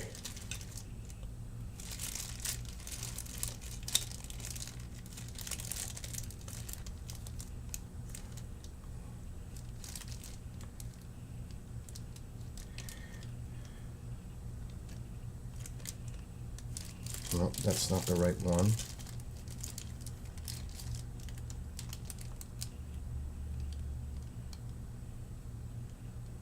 That's interesting.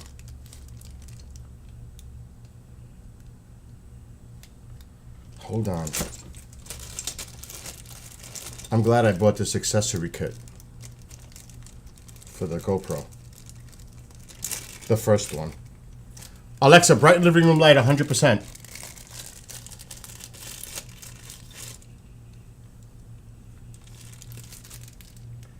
Okay. Okay, that's more like for a handlebar. But wait a minute.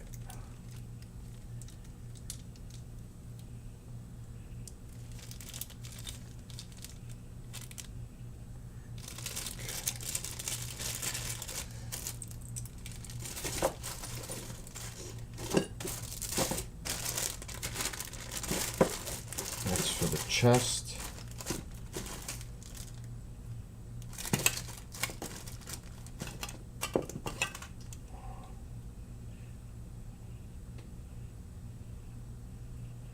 Okay, there's a base. This is a base. This is a base. This is what I'm looking for. Right there. Because the rod would go right on top of there. This is what I'm looking for.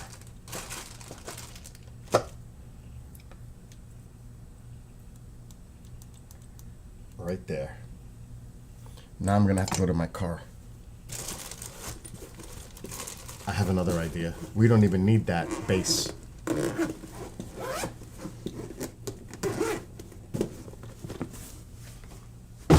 Let me go to my car quick.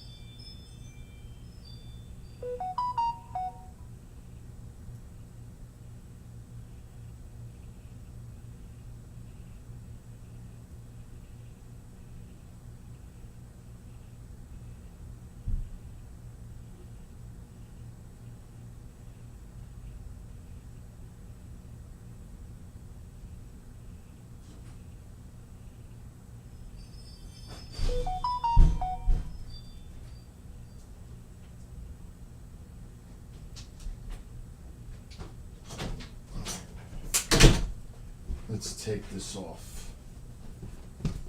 So obviously, Alexa, dim living room light 50%. Okay. So this is the rod. Now I've got the top piece on to make it higher.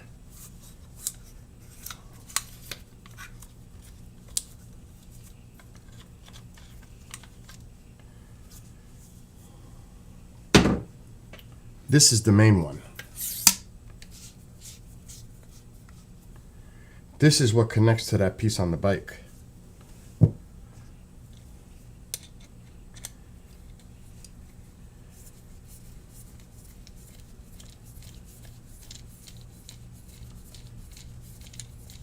Okay, this for some reason is not going in all the way. Look, it's not fitting properly.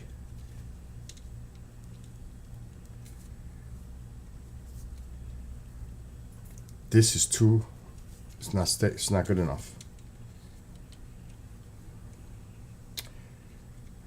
But the point is, what I need to do, because it can only screw in a certain amount,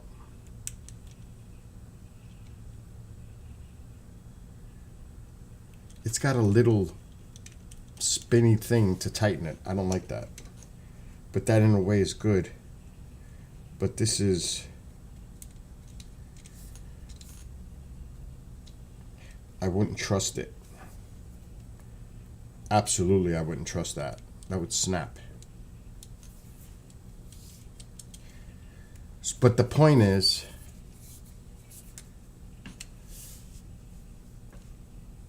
I would need to measure, find a small screw, and put it through a plate.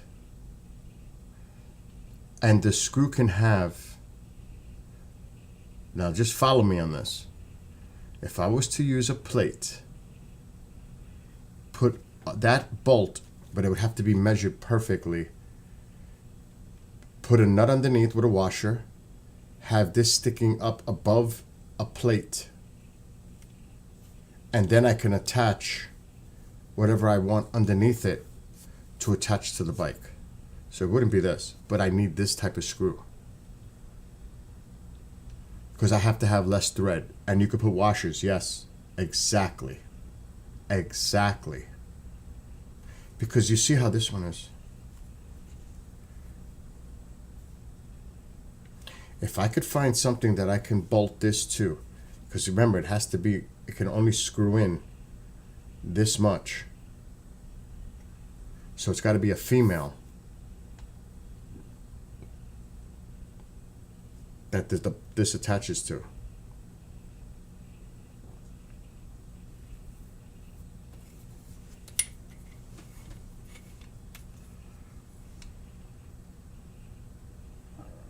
I'm trying to think hard.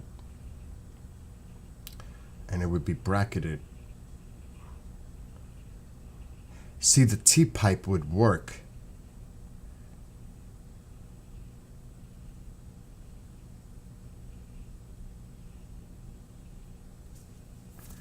Because that's strong. If I can find a metal, think of it this way. Say this, let's just forget about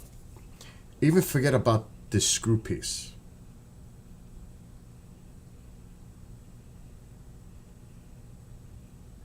What if I put, again, the way it's bracketed, look at the picture. Look at the picture again. And just try to follow my logic.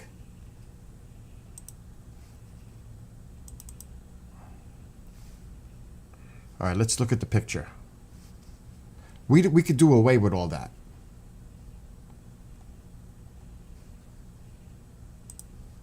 Completely. Okay. So this pipe, this is an actual galvanized steel pipe where this is clamped to. And I've got this attached, that pipe is attached to the cargo rack. But what if this was a T-pipe? A T. And I had this rod inside the T to the base of the T. with the pole sticking out of it.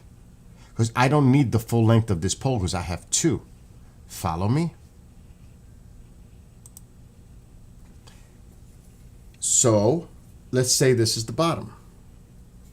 Now, I would have to just follow my logic in a second. I have the idea.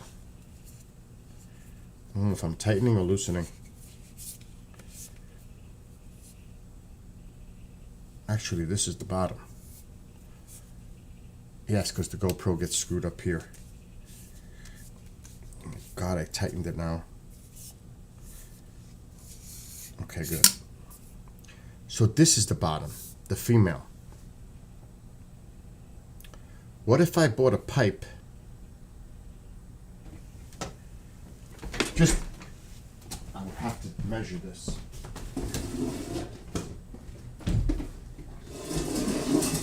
I'm just going to use this as an example. Well, that one won't fit. Okay, just as an example. Now I would have to bring this to the store. So say this is the bottom where it would screw into that base on that photo. And I had a pipe wide enough to stick this entire rod inside of it. So it would be inside like this. Now, I can buy a T, extend it with small pieces of pipe like this. This is the best idea. Buy a T, put the pipes connected to it, so I can bracket that pipe to the cargo rack. So say this was a T, and then this would fit right inside. It ain't moving. But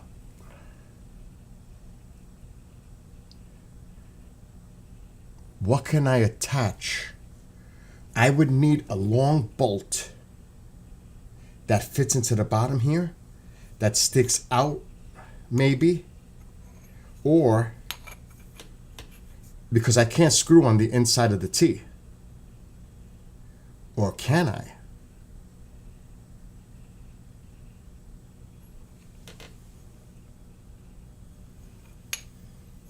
If this was wide enough, this could fit all the way down. That would prevent a lot of shake and everything else. But then I would have to get the T to bracket it to the bike.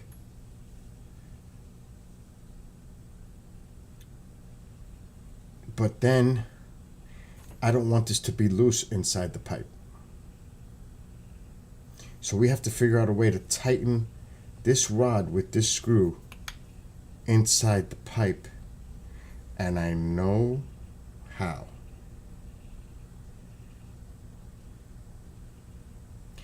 I got it. I got it. So before I put the fitting of the pipe coming out of the T, I get a bracket, a metal bracket, flat, where I can tighten it inside the T. So the bracket is the flat bracket would be inside the pipe. And I can bracket it up and tighten this to the bottom here at the base, and then connect the side fittings of the T. And that would make sure that this doesn't move inside the pipe. Follow? It would work.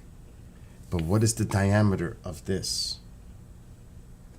It's probably a 3/4 ruler. Okay. Ideas, construction. What's up, Skywalker?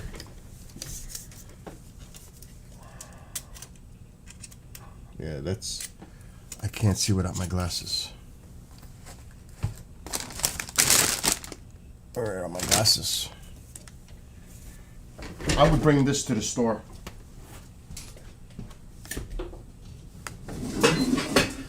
Oh, Jesus.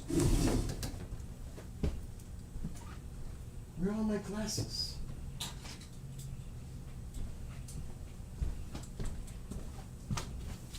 Okay, let's see.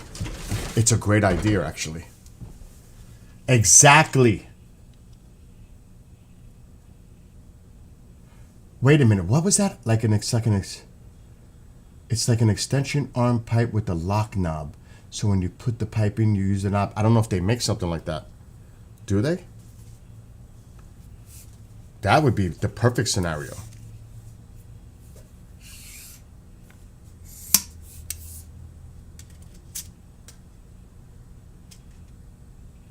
Yeah, this looks like a 3/4. Actually, no, that's an inch. That's an inch. So I would need a pipe.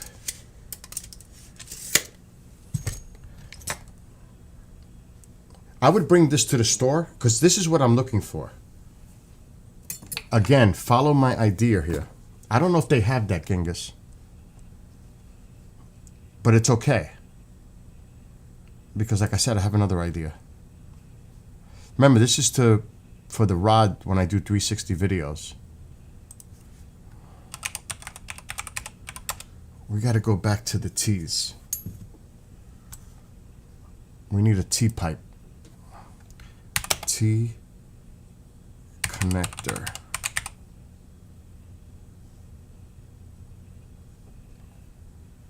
Pipe.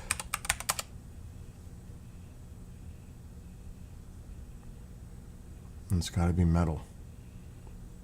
See, that's 3/4 inch.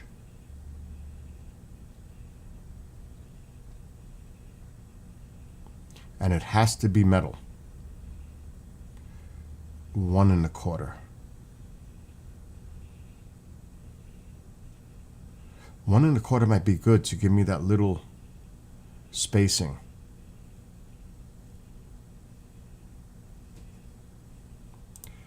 Okay, so look at something like this.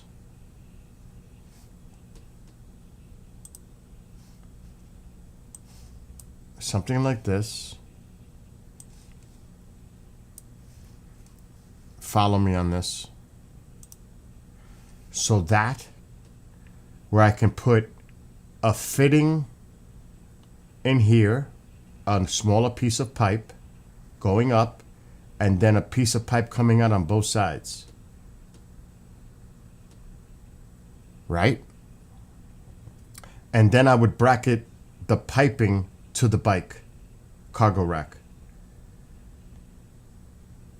The ones that are sticking out the sides. Then inside here, I would get a flat bracket and screw. While it's small like this, I can put this flat bracket inside there with a nut and washer and screw right into the base of the rod to hold it on the bottom of the pipe. It will work. So in other words, you get that T, 1/4, 1 1/4, because this is an inch. And I can even put stuff around it to snug it. That's not a problem. So say we get a pipe that goes up 6 inches. It's going to cover this entire area here. The T is here. I'll put the piping on the outside, shorter. Right? Then inside the T, I get a flat bracket, galvanized steel, and I bolt it through the hole. You know how they have the holes? With a small, I gotta find out the size of this, and bolt it from the inside with a washer, and bolt it tight inside at the base of the T. So it can't move up. It'll stay at the bottom. And this would be covered with pipe, so it's not going to do this. Because the pipe is going to keep it straight. It'll actually be stronger. That's the way to go. Instead of that rig I have right now. So I got to buy 1 1/4 inch T and the fittings for it and a flat bracket, straight.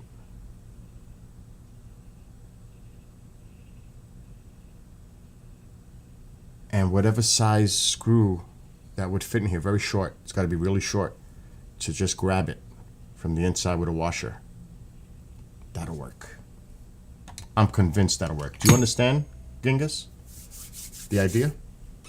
It'll be much stronger. And I'll be a lot less nervous. So I'm actually going to see if I could find this now. Because I will go to Home Depot. So we need a 1 1/4. What is it called? Iron T fitting. 1 dash 1/4 T fitting.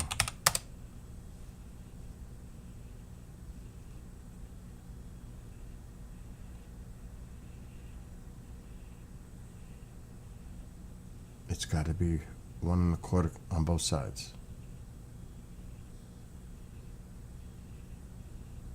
How come it's here and I can't find it here? Copy. Paste. What do you think, Genghis? You think it works? It'll work? I think it will. Add to cart.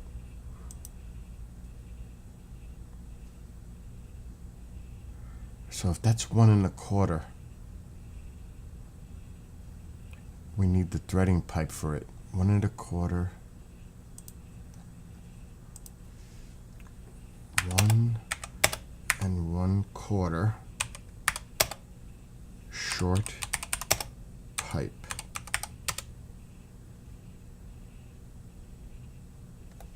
Threaded. Has to be threaded.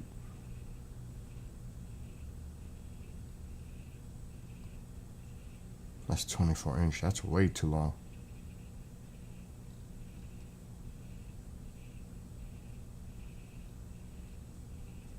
They gotta make short ones.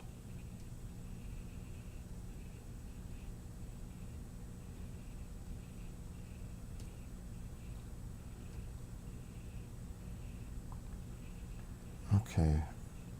Let me just put.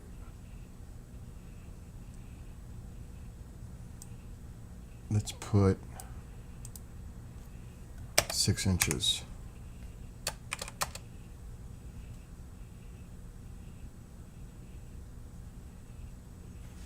And there they are. Nipple fitting. Found it. Perfect. Got it.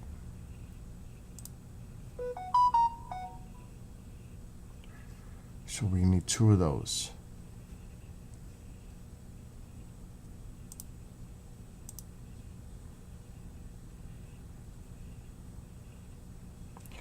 And now I need the screw. I would have to go in person. I don't know the exact size. We need a flat spotted bracket. It's called spotted. The holes. They got a corner one.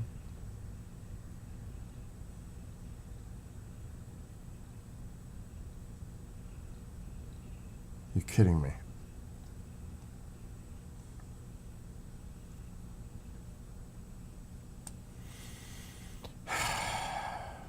I'm just gonna put bracket.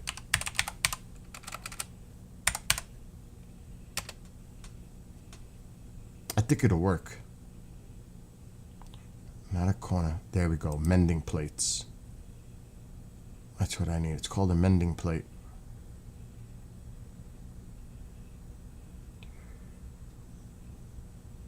But it has to have more holes.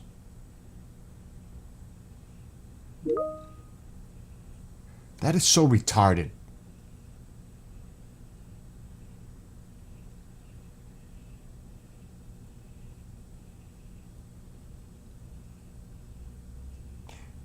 It's so retarded. They got the plates, but not the one I need.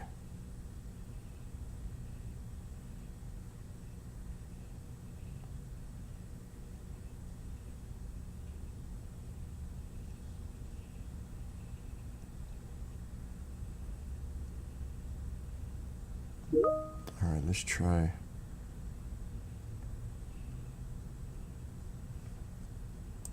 Okay.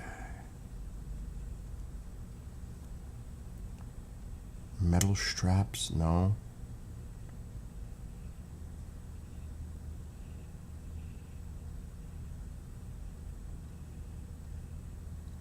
This is BS.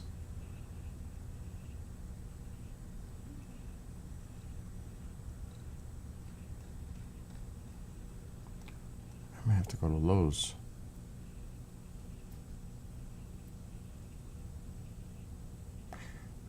You know what? I'm going to try Lowe's instead of Home Depot.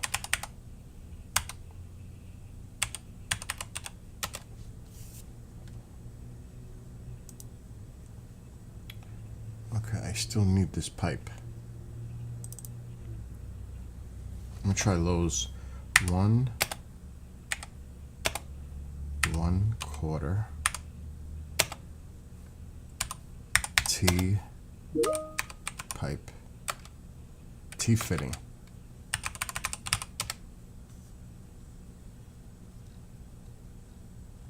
Really, Lowe's? You don't have it? Come on. Pick up today. Let's see what comes up.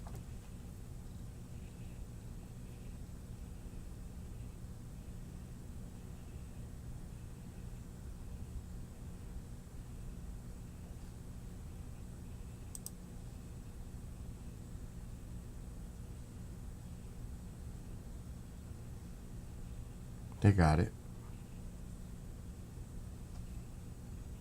And they got it for the same price. At the check. No.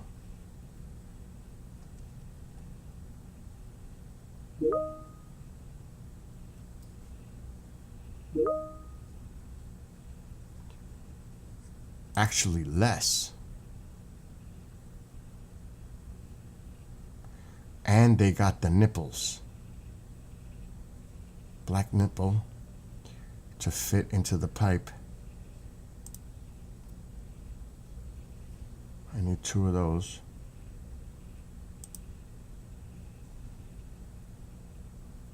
One and a quarter. 2. At the cart.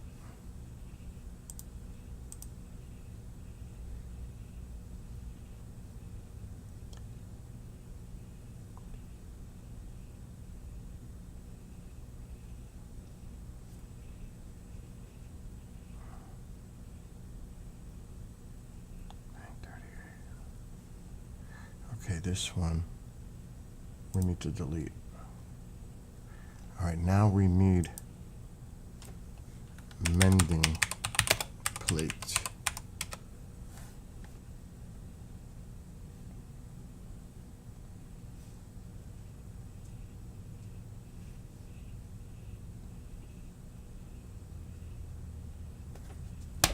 It's got that crazy arrangement again. There's one.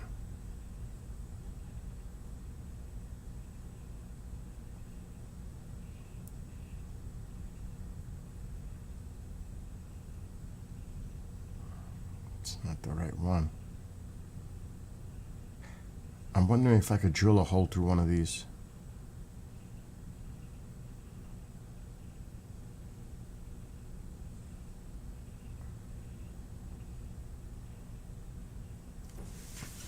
Let me check something.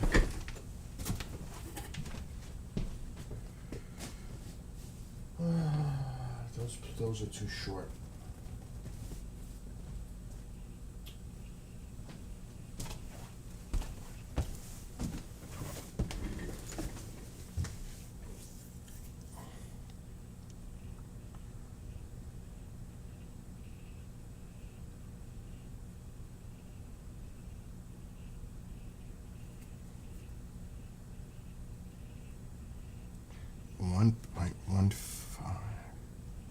That's 17 inches.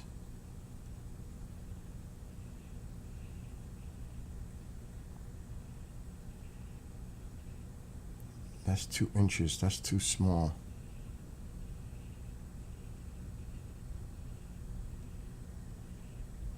How come they don't just make a straight Mending plate. I don't get that.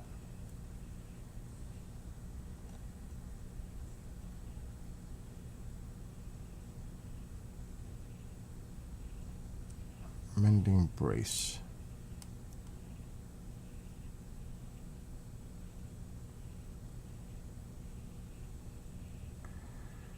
Six inches. 1.125. That would fit into the pipe, but it's not centered.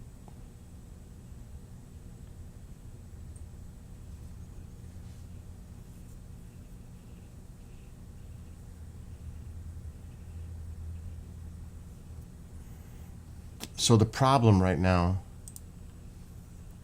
is finding a plate like this. This is what I'm struggling with right now, because I need it.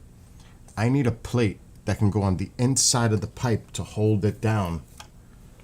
But look how they're offline. I need one with the hole centered so I can screw in the center of the T into the base of that rod. A washer is not going to cut it. It's not going. It has nowhere to hold. If I get one that can fit into the T of the pipe and screw it into the base of the thing, it'll be solid. But all of these plates are off-centered. Look at them. Now, could I get a metal drill bit and make my own hole? Yes. That is doable, because I do have them. I might have to do that, because look how the holes are off-centered. And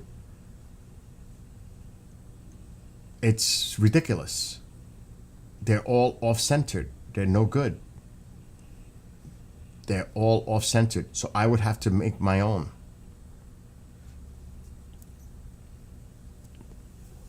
I would have to make my own. And that's the problem. Because I can't find one that's centered. The strip.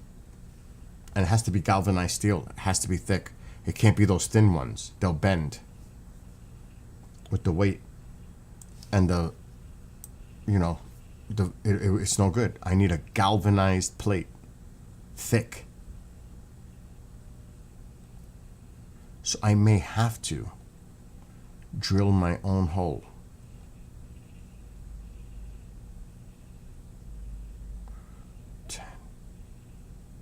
That's 4 inches.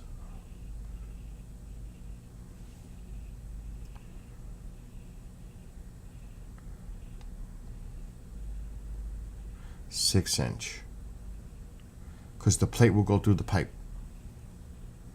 I'm gonna do it. I'm just gonna drill my own.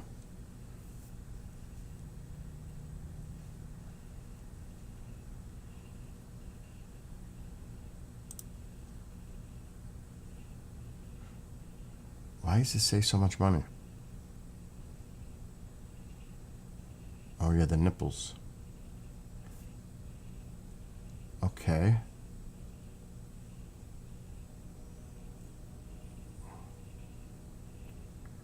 I'm gonna have to bring this with me and get the screw and the washers. I have washers for this. I don't know what the screw size is. Matter of fact, let's check something.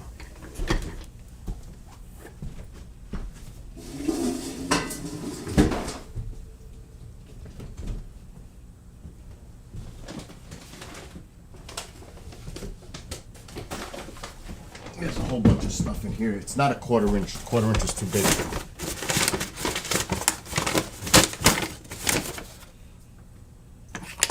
It'll work. And I'll feel a lot safer with it.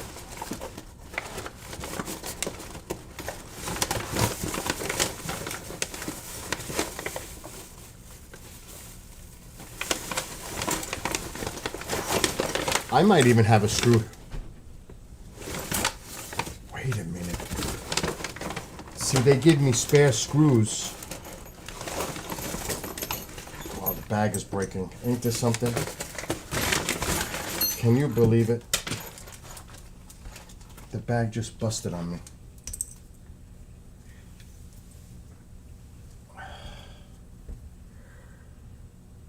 I wonder.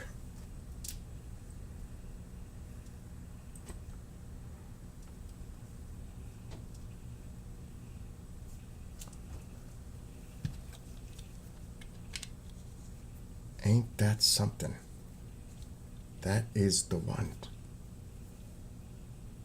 And I put a few washers, but that's too big.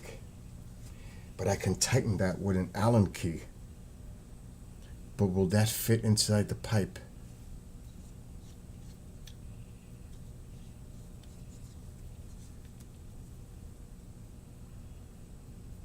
With the plate? But I do have it. I don't even need the screw.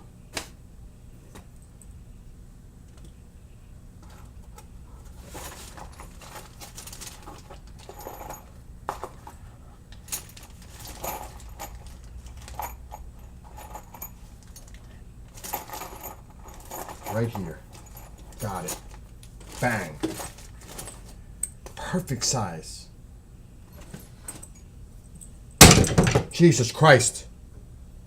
And it's an Allen key, which I can tighten it slowly. Look at that. That's perfect. With the plate on the inside, bracketed to that rod inside the pipe. That will work. So in other words, a bracket inside the pipe, and this would fit right inside. Oh yeah, that screws right in. Oh, wait a minute. This may not be the right size. It fit in that one.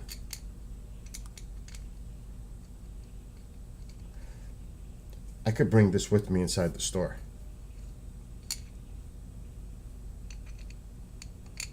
So I may need one screw. Just one. It goes in a little bit. Do they make lightsaber handle models?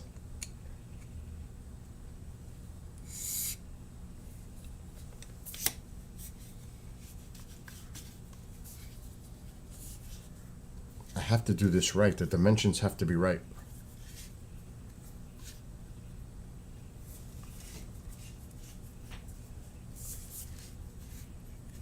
If I mess this up,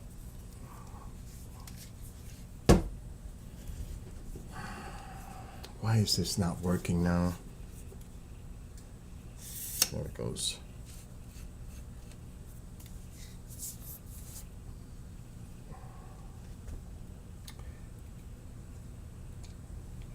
Okay.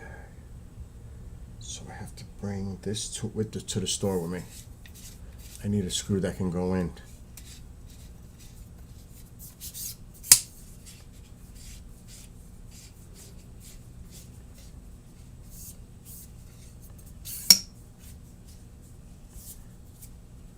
Though this one will work, but it's not the right size. Let me see that other piece.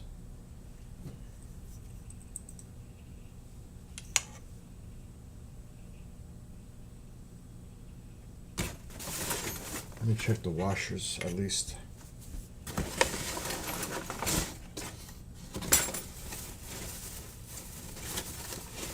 Anyway, the bag is ripped, so this is not a good thing.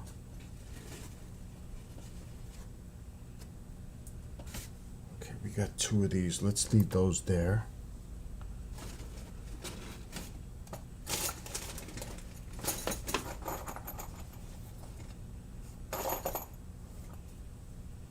What did I just do with that big piece?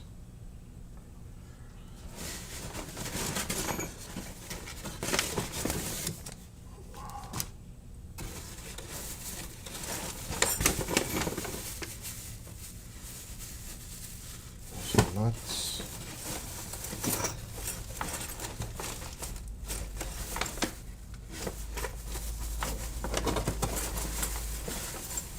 Oh, this is what broke it.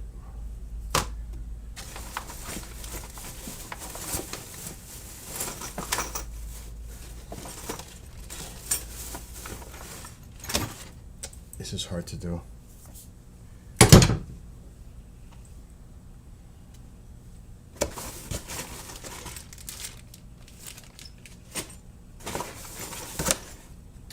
are screws.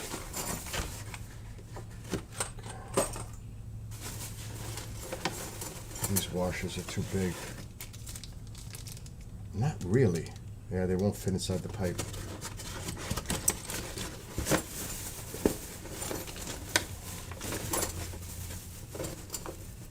That's the kind of washer I need right there. They're in there. Yes. So we need to find a bunch of these washers.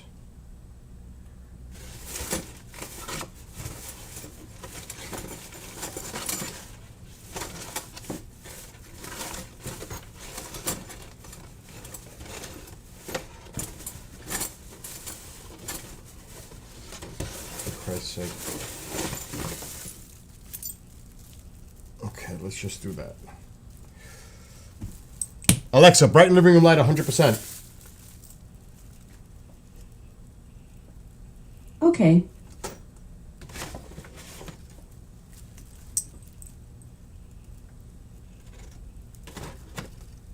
So they got to be in here. I bought all this today for the bike. Look at this, they're actually falling out. I need a Ziploc bag.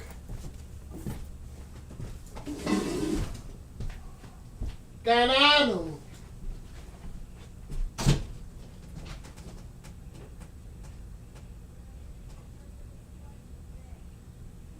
It's 3 o'clock in the afternoon.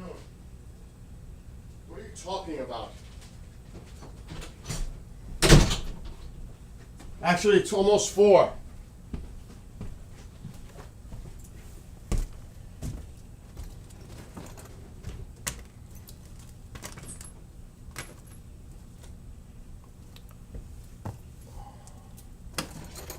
This doesn't belong there. There's that.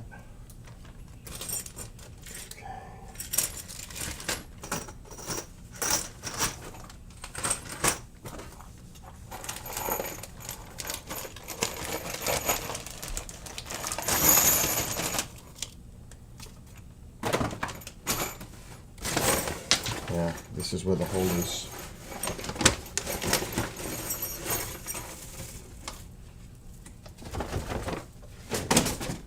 Here we go. These are nuts. We don't need those. We don't need these. We don't need any of this.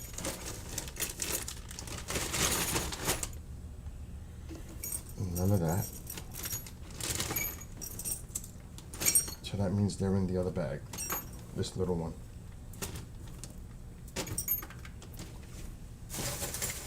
It's in here.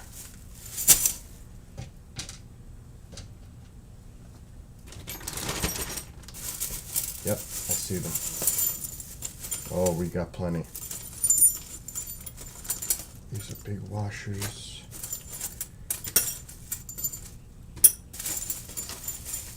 Here we go. Gold mine.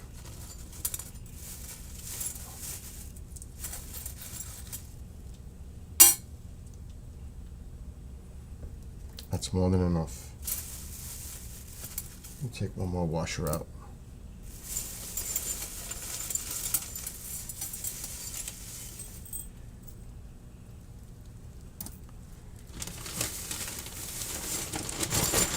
And that's that. We're gonna need this clamp out.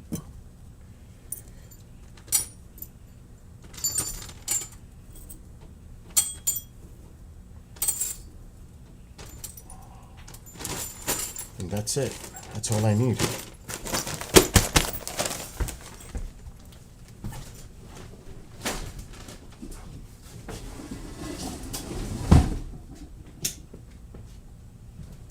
So I just got to go into the store and buy a screw, short screw, that can screw into that base. I'm going to order all that stuff now to pick up tonight. But that will work. I'm confident. Alexa, dim living room light 75%.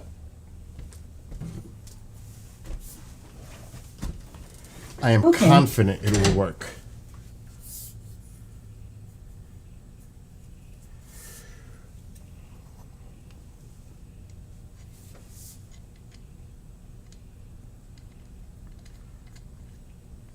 just think of my idea.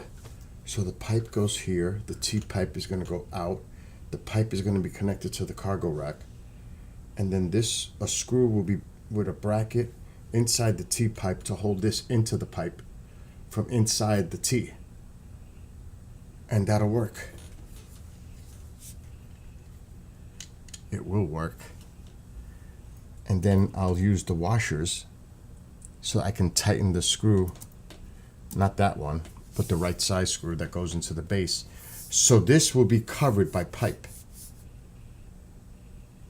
in the back of the bike with a T clamped on to the cargo rack with a bracket holding this at the base of the T inside.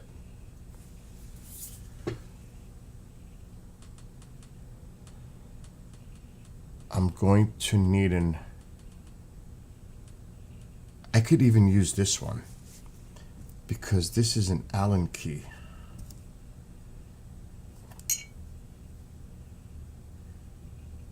Because you got to think how you're going to tighten it inside the pipe.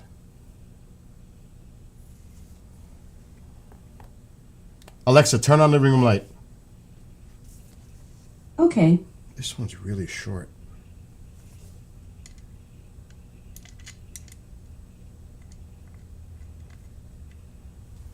This is not the right size. What did I do with the other Allen key? My brain is hurting.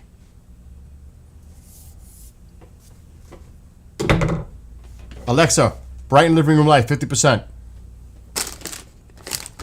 I just had the other Allen key. Okay.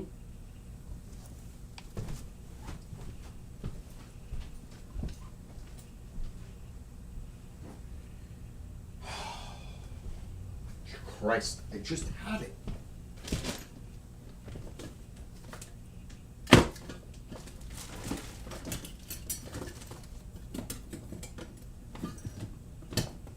It has to be an Allen key.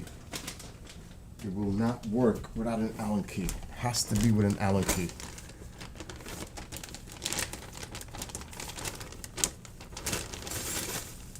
Did I throw it back in here?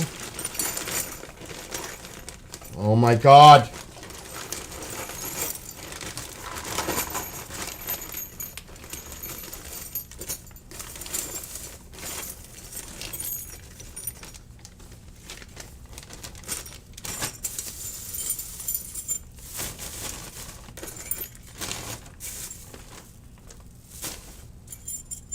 It's good because I need one more of those just in case.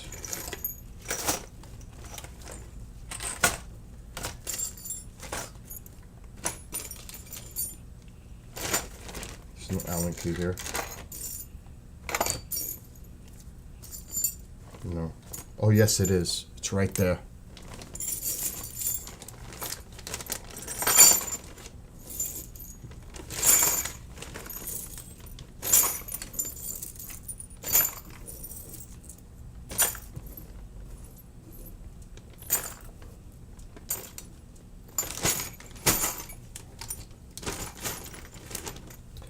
So the Allen key will go inside the T.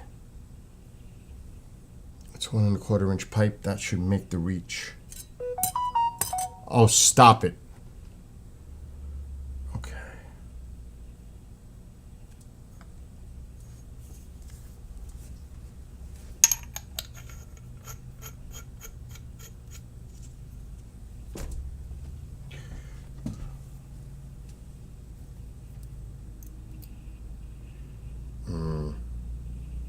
Yeah, that's definitely less than 1¼ inch.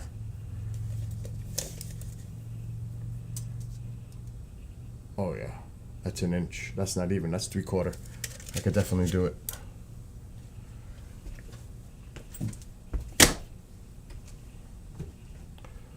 And then the washers fit right. Let's see. Yes. Oh yeah. Definitely. We have plenty of washers. I'm gonna have to drill into that galvanized steel though. Perfect. So let's leave this here.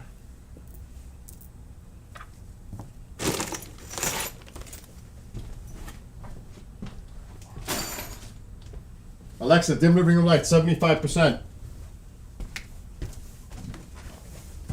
And now let's order it. Okay.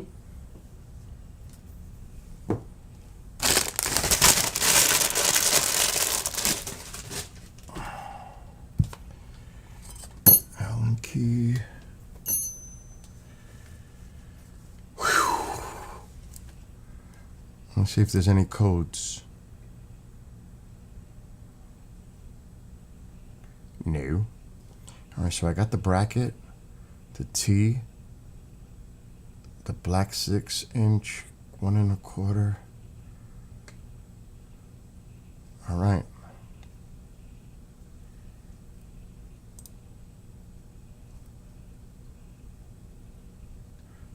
I need my Lowe's card.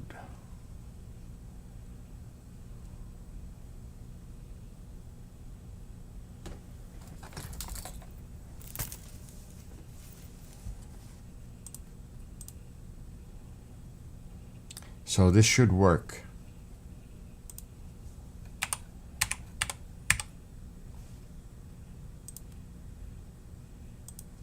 It'll be a lot more secure than what I have it rigged right now. Oh, it's actually slogging me into another way.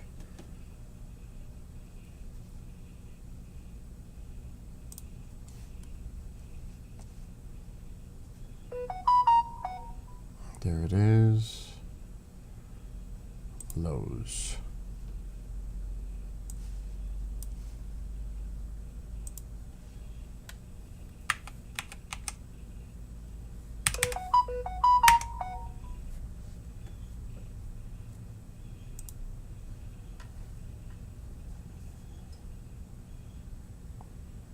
It better work. It's $30 in piping and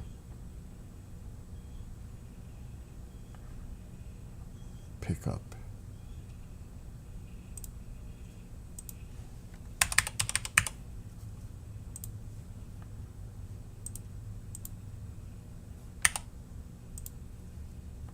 Update.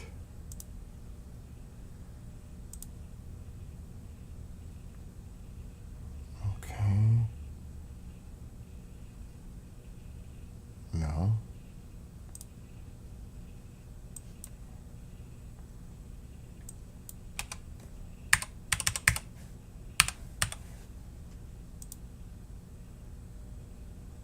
Okay.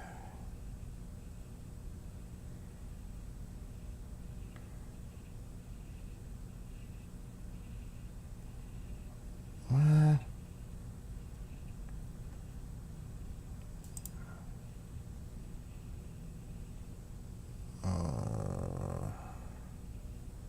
It wants my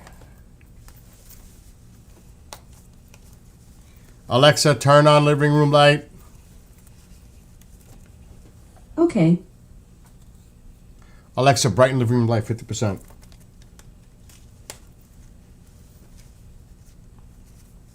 Okay.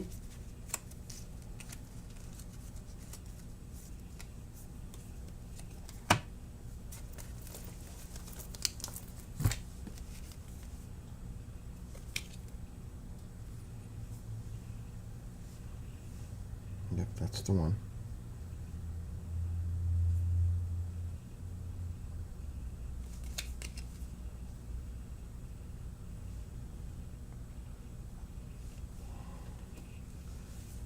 I had to go off camera. Alexa, brighten living room light 50%.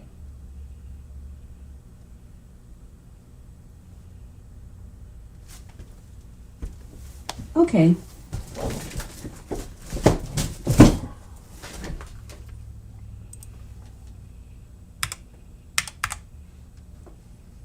Place order. Got it. It'll be ready. There it is. It'll be ready in 3 hours. Alexa, dim living room light 75%. There it is. Just went through. Okay. And now later I'll go grab it.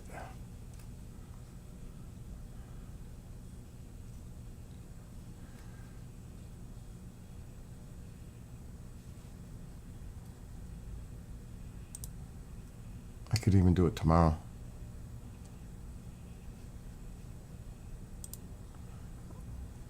And hello to Donna Rose.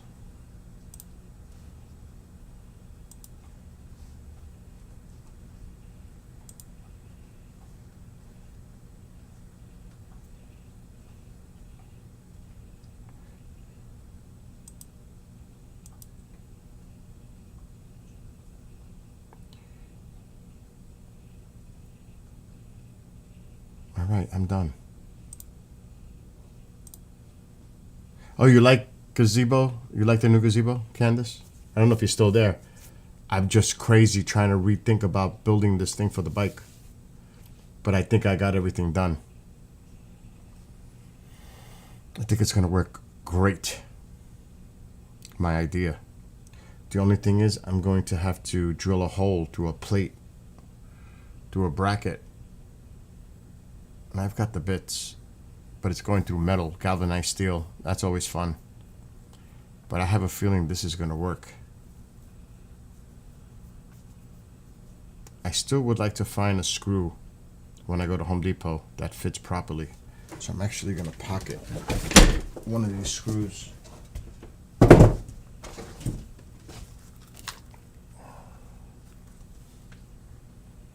Because I don't want it to not fit properly because it has to go through the entire base. I'll take this with me.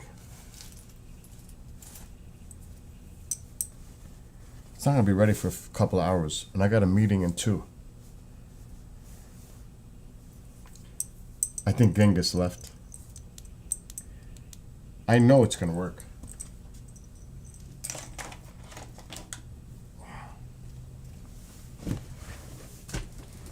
It's all theoretical, but I'm pretty good at building. I think it'll work.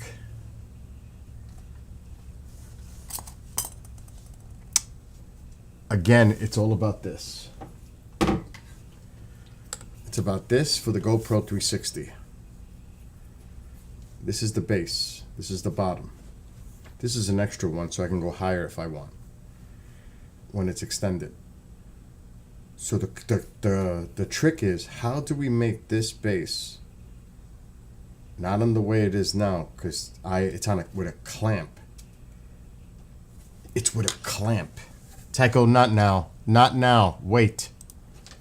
I still have to cook.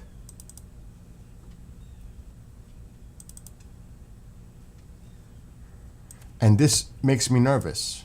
It really does. It makes me nervous. I don't like it.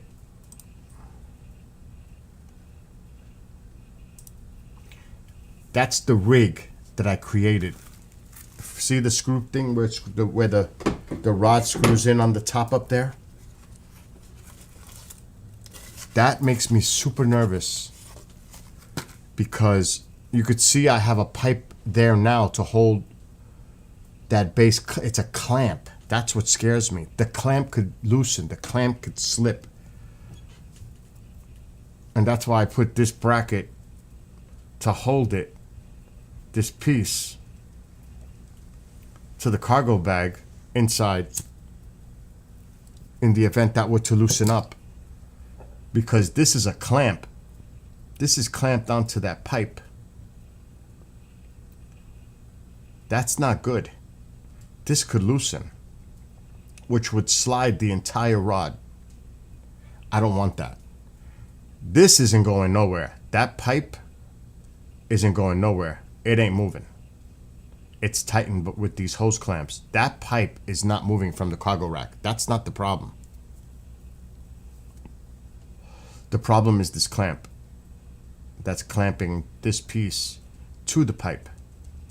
That's real risky business. That's why I put this extra piece so that if it did get loose and start to go backward, this would hold it and would prevent it from being destroyed and crashing on the floor. That's what scares me. So with this new invention idea I got, it's going to eliminate this entire piece completely. How? Because I bought a pipe that's a 1 1/4 in diameter that the rod is going to fit inside of. So it's too bad I can't draw it on paper. But imagine it this way. You see that pipe that's there now, connected to the cargo rack, the one that all these hose clamps are connecting it to and holding it, 2 on each side? That's a pipe. That's a galvanized steel pipe in there. That's a pipe. So instead, I got a T-pipe. And what the T-pipe's going to allow me to do is slide this whole piece. It's 6 inches long. So it's going to go up to like here. It's going to allow me to slide this entire piece into that T-pipe and still have the other pipe sticking out where I can bracket that where that one is bracketed now. And then on the inside of the little T, before I put the extended pipes on it, I am going to buy a bracket to put inside the T and screw that bracket into the base in the T to hold it down in place inside the T. This is going to be completely covered with pipe. It's not going to allow it to move. It's going to be sturdy. And the T is going to be connected to the bracket of the cargo. This is much safer. I will feel much safer with this, because the T is going to make it stay straight up. The pipe connected to the T. Now it's just a matter of making sure that those hose clamps are tight to the cargo rack with the pipe, that doesn't slide, which it won't, because that thing will not move. That will not move. What's moving is the clamp that's holding that piece right here. This is what's moving. It's slipping off the pipe. This pipe is not moving. It's this piece that is. Because it's a ball joint here and here. You can see the ball. And there's one on the bottom, right here. It's a ball joint, and it's plastic, and that's not good. And then again, like I said, it's on with a clamp, with a knob that tightens it, which is here. This is terrible design. Terrible. So my way is going to be much stronger, but I'm going to have to redo the entire rig, which is okay. And the good thing is I'll lose, well, not really. I'm not going to lose much at all. I'm going to lose, no, I'm not. Yeah, I'm going to lose 6 inches. Because this is going to be mounted now directly to the T-pipe inside, which is okay. Because on top of this, I can attach this one. So this thing can go way up. This is not fully extended. This can go 6 feet up, 7 feet up in the air above me on the bike to do the 360 camera. This is a game changer with the two of them. And I won't feel nervous about it at all. But I'm gonna have to bring, because this thing goes extended way, way, way out there. I mean, I can make this really long. And remember, this is gonna be behind the bike. Look how long it is already. I'm not gonna extend the top piece because then it'd be too wobbly. Look at this.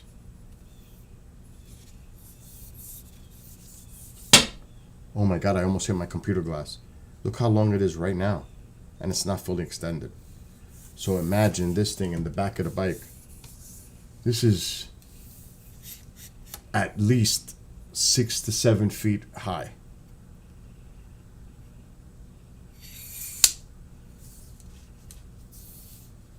So it's definitely got the height. And this one can be extended, but I don't want to make the top heavy, wobbly. This will wobble. So I don't even want that fully extended. You don't want a thin tip with the camera on top. That will create wobble. You don't want this thin. You definitely don't want that because it's gonna wobble with the movement. I forgot how to unlock this thing. See, that's too thin. Oh my God, it's bill proof. Alexa, brighten living room light 50%. How the heck do you unlock this selfie stick?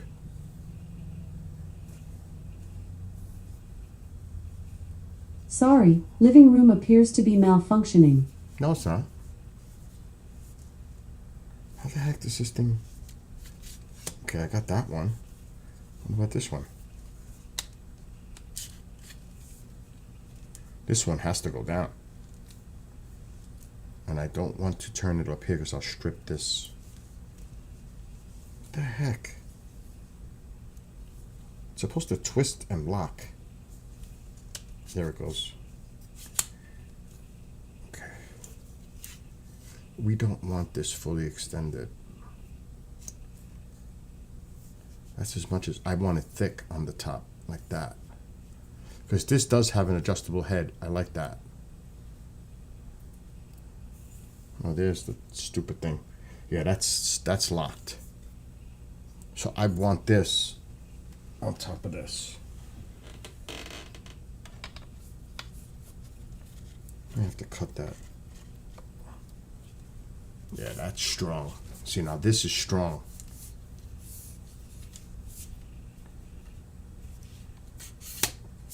Let's see what the total height is on this. That's about 5 feet. That's good.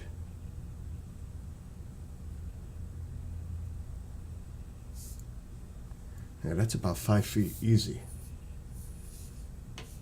So this will be behind me on the bike off the rack to do the 360 video.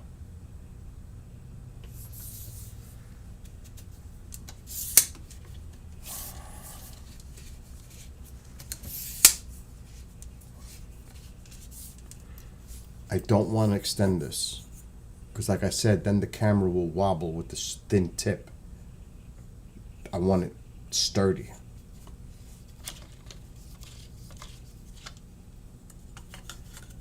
Now the reason, Alexa, shut off living room light. I've done a great test with the 360 video yesterday.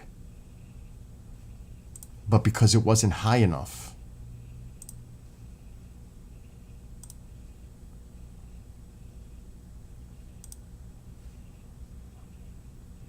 it looked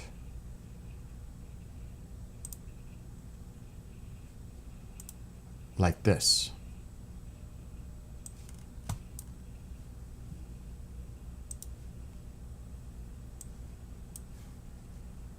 Let me just put the video in 4K.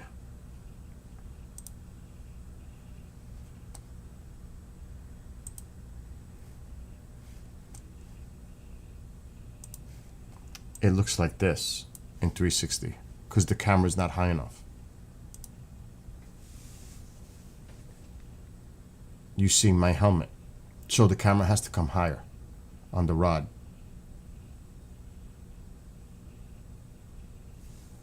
But the way that rod is attached currently makes me very nervous. Very nervous. Very. Look how beautiful though. Look how smooth that video is. Look how crisp that video is. Look at that. Now that's a sharp image. Stable image. fluid image for 360. That's what I'm talking about. I want to do the best possible 360 video. Not like I've seen on YouTube. A lot of bad pixelated, just not done right. It's just not done right. I'm a perfectionist. I will not settle for poor quality. It's got to come out like this. Look how stable it is, even with the current rig. This is stable. Look at that. Look at this image.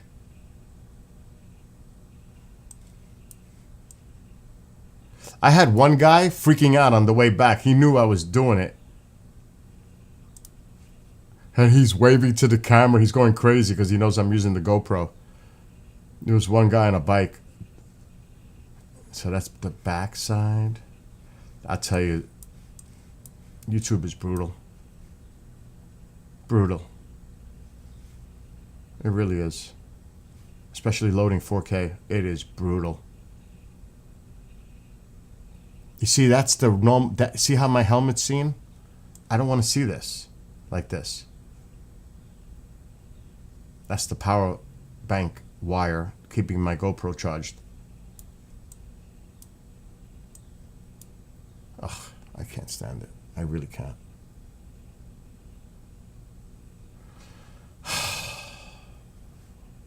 Look at this.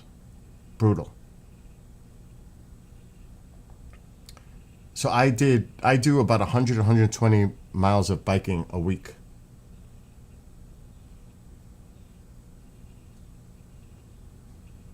And this is for people around the world to enjoy 360.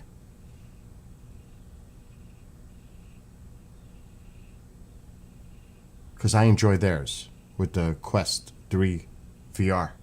I love it. So I want to make mine look as the best I could possibly make it.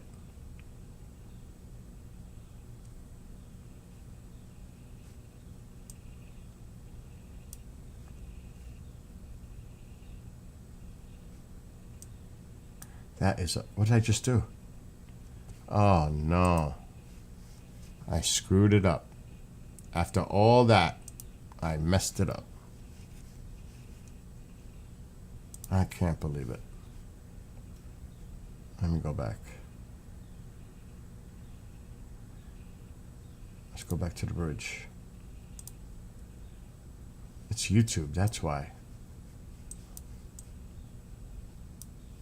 Is it still on 4K? No. It went back to 1080. So retarded. Now we're back. It's gonna definitely lag. This is on the way back.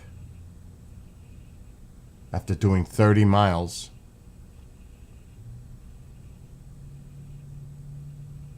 It's almost a 2-hour trip. Yep.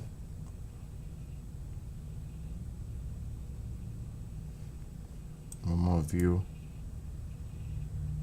See how it flows nice? Except for that, because it's 4K. And you can see the little 4K icon on the bottom. I would do the 5.6K, but it would take me hours and hours and hours to do these videos and upload them and edit them. It would be insane. What's up, Bob? Bob, you're good at building. I'm going to explain to you what I'm doing now because I don't like the way I redid the rig for the back of the bike. I ordered the parts. I got to go to Lowe's in 3 hours. Oh, wait. I want to see the guy. I was moving, too. I'm doing about 22 on a bridge. Whee!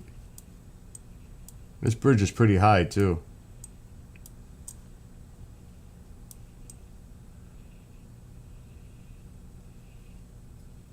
That is a beautiful shot. And nicer days ahead. And thoughts and prayers for the people that are experiencing the severe weather.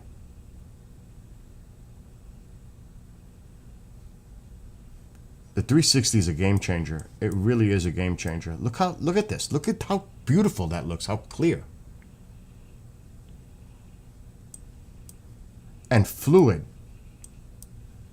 Smooth. Because I'm going to be doing New York City.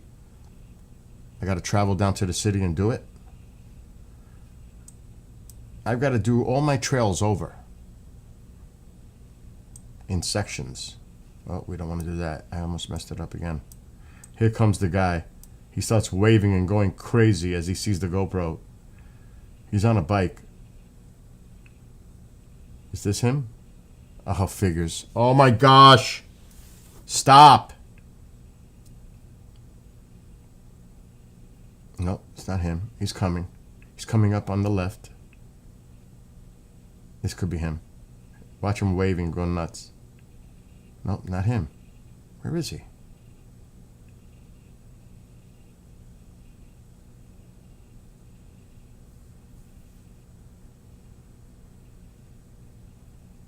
Oh, that might have been him. I just couldn't notice it.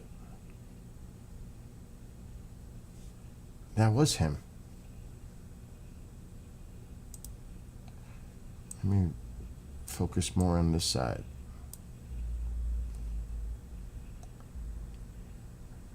I'm going in that direction. He's coming at me, so it happens so fast. It's hard to tell. I'm going to try to focus in on him.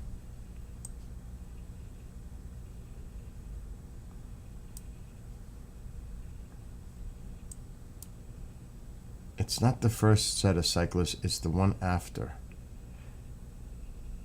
It's not them. It's this one. It's him. Hey, he was waving. You can't tell. It's happened so fast. But yeah, this is going to be cool.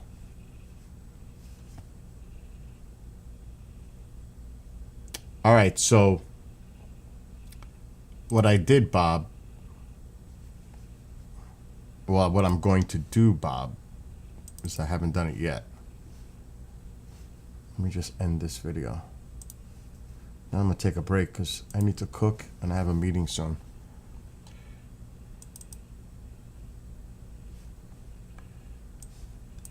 So I went to Home Depot this morning and I tried to rig it like this. Well, I'm not happy with this. It's still not safe. At all. I'm not happy with that. I wish I could have it welded, but I have a great idea. Alexa, turn on living room light 50%. Alexa, dim living room light 50%. You're blinding me. My eyes went cross-eyed. All right. Okay. So what I'm going to do, let's make believe. This is make believe. The bag it's not mounted to the bag. That bracket is just in case it was to slide backwards off the clamp. That's not what that was for. But it's going to be all removed. Make believe this is 1 1/4 pipe, 6 inches, going into a T pipe fitting, a coupling. So 1 1/4 pipe, 6 inches going down to the T. 1 1/4 6-inch pipe going this way, 1 1/4 6-inch pipe going that way. Again, the pipe will be bracketed to the cargo rack just like this one is. But instead, because it's a 1 1/4 pipe, this will fit right inside the 6-inch fitting. This is going to slide right inside. Then on the bottom, see that screw? I bought a bracket that's going to run inside the T pipe into the other pipes. And I'm going to screw it into the bottom here on the inside of the T to hold this down inside the T. So this is going to be completely covered with a pipe. And then the T is going to come out, and I'm going to attach that just like that one to the cargo rack, because that's not the problem. And this won't be able to move at all because it's going to be inside of a pipe connected to a T. And it'll be mounted on the bottom here. Now, that is going to be super strong. Super strong. And then you might say, well, what happens if it's crooked when you mount it on the cargo rack? That doesn't matter. And I'll tell you why. Because on top of that rod is this rod. And this head is got the ball joint to adjust. So if it comes out where after I install that T-pipe fitting thing, gadget, I can still put the pole, say it's crooked, I can still adjust this and line it up properly. So that's not a problem. It's getting that piece strong. So this, because I was noticing it. It happened yesterday. This pipe does not move. It's not moving from the cargo rack. This, because it's a clamp down here, connecting it, see it? See how it's clamping around the pipe? It slides because it's a cheap plastic garbage that is adjustedly tightened by a knob behind here. This is garbage. This is absolute garbage, this rig that holds this piece. It's garbage. It's plastic. And it loosens. Vibration, whatever. This is a garbage setup. But the new way, with a T-pipe, a T-fitting, with a pipe coming down, with the rod inside the pipe coming to the base, say this is a T, so it's going to go all the way flush to the bottom. The rod will be inside the pipe. Then you got the T, which will look similar to this one, and it'll be connected to the bike similarly. But then on the inside of the T, I'm going to put a bracket mounted to the screw inside the base of this rod. Does that make sense?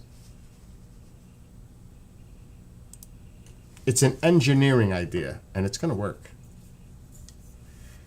It's going to work. I'll feel a lot safer. Because remember, inside the pipe, it's going to be about this high. This is going to go into the pipe to about right here. And let's say, because I bought it 1 1/4, I measured this. This base here is 1 inch. So it's going to be a little loose. But what I'm going to do is like I did with everything else. I'll put a little tape in there to make it where I have to push it into the pipe and make it snug. I can even, at the top of the pipe, I can even tape it up on the top so it doesn't wiggle. But I'm definitely going to put tape on this rod here to make it nice and snug inside that pipe. Oh no, it won't spin inside the pipe. It's going to be, remember, I'm going to have a screw on a bracket inside the T to this, where the screw is. It ain't going nowhere.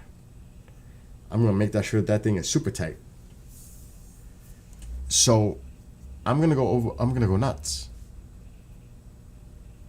And the great thing about these, because I have multiple, I bought a big GoPro kit. This has the ball joint on top. So this is all the way tight. Let's just say it's tilted. Well, I can move this. I can move this anywhere I want with the ball joint on it. It's actually moving now where I'm having a problem. The ball joint is spinning right now. It's going in all different directions. So I can adjust this anywhere I want with the ball joint. and then just tighten it to where I want it. Actually, I'll shoot it at the back.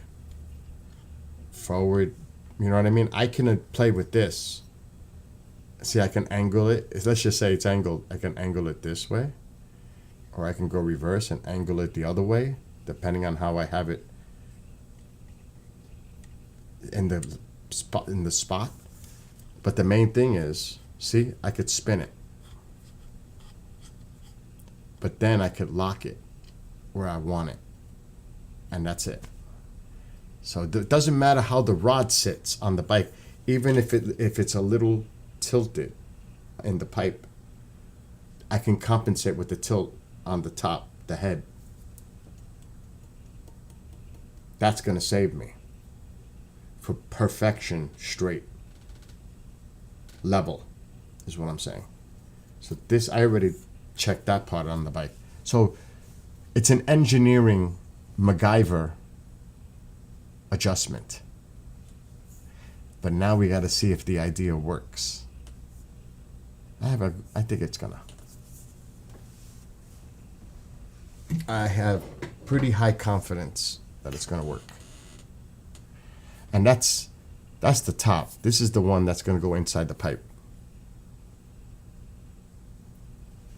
The filming is coming out great, but it's about this being secure.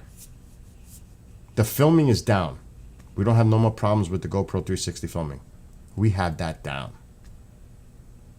Now we have to make sure this is safe. Connected.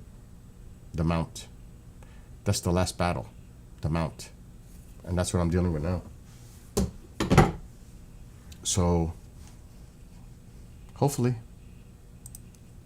Now let's just take a quick look at this weather before I get off, because I have to do a few things. And then I'm eventually going to have to go to... I don't have to go today. It's just not like I'm going to come home and work on this tonight. But I do want to go bike riding Monday. Oh my God, there's 30 alerts. There's 5 tornado warnings. That's the point. No vibration. Steady. Did you ever watch other people's 360 videos?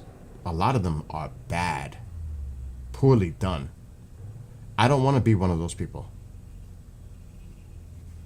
I want perfection. And I'm going to work to get perfection.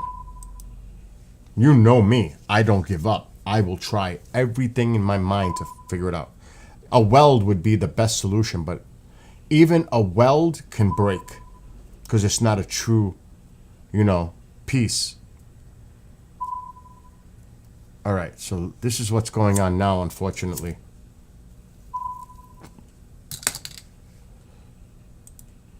So now the tornadoes have also, they're still in Mississippi, but now there's a few in Alabama.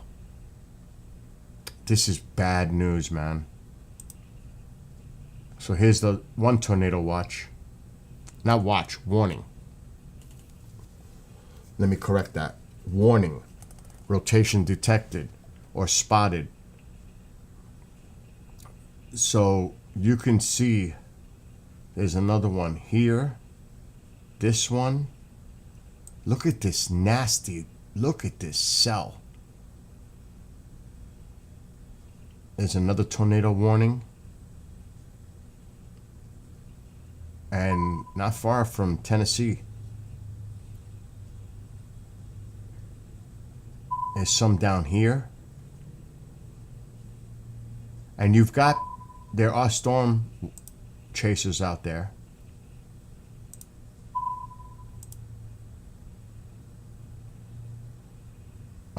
He's not doing his.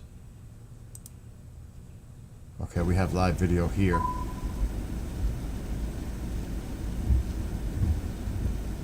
So the storm chasers are out. There's 2 of them overlaying right here. But I'm not seeing anything indicated on the radar. It's probably this one and this one. But that might be expiring. Let me look at the radar here. Where's the local radar? I don't see it. This is far away. It's going to give it to me though. There we go.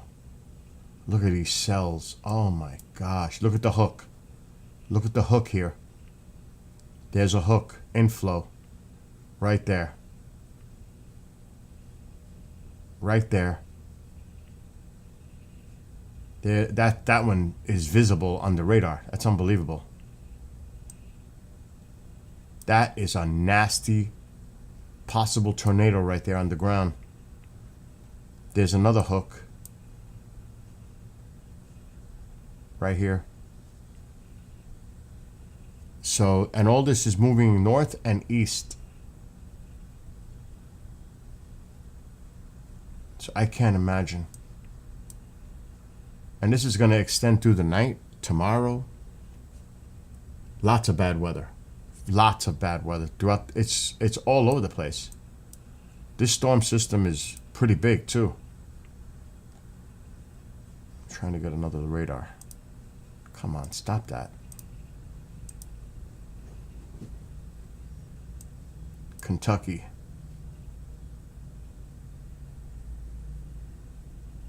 So pretty much it's widespread.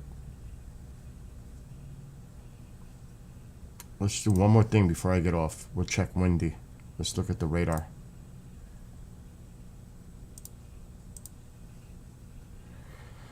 Everywhere. I just hope these people are taking the precautions they need to be doing. My God.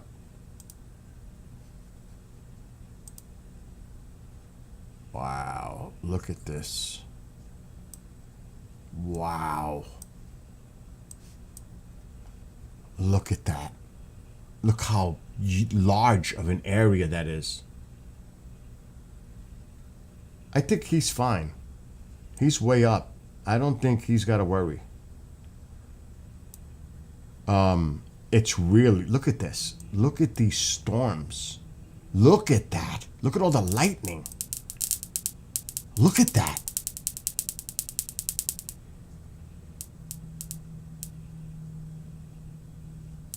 Oh my God.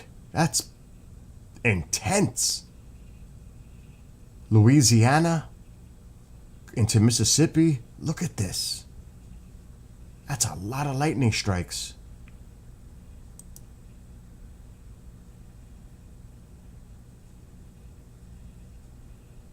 Wow.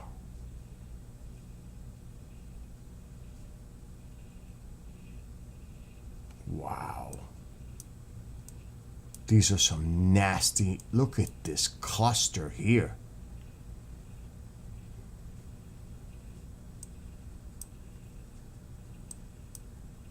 Look how it extends so far to the north and east. This is heavier rain with embedded thunderstorms. But my gosh, it's crazy.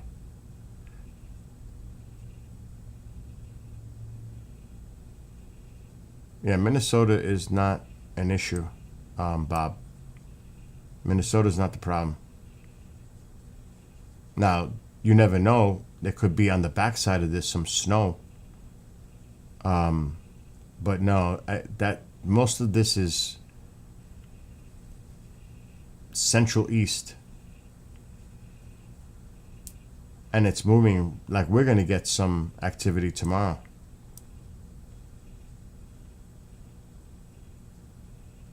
But this is serious. This is serious.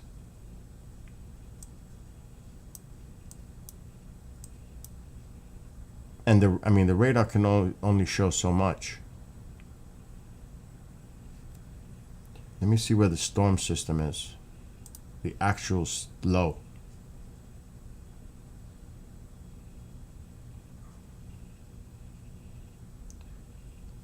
It's actually not so well organized.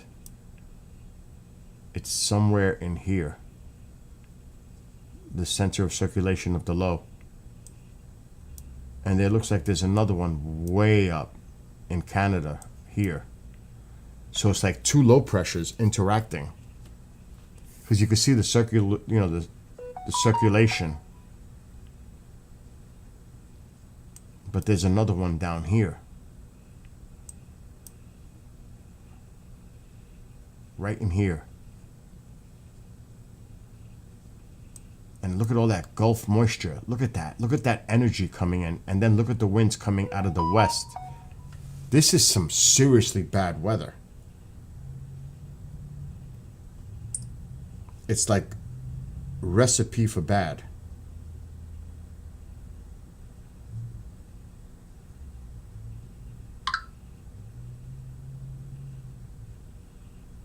I'm getting messages.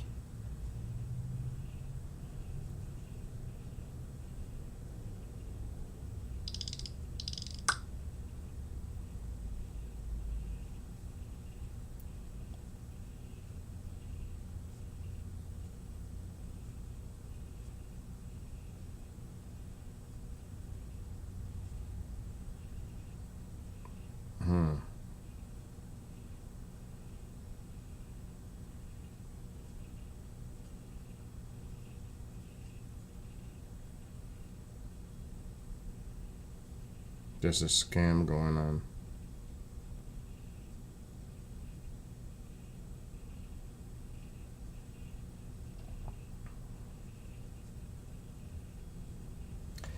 FBI warns Gmail Outlook users about data stealing scheme that asks for a ransom.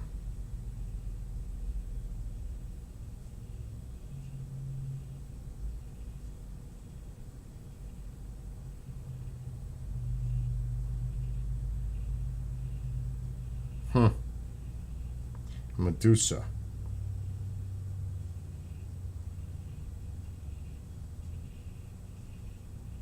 I'm looking at it now. So be careful. Gmail users, Outlook users, be very careful. What's up, Nick? So yeah, this is just bad news for a lot of people.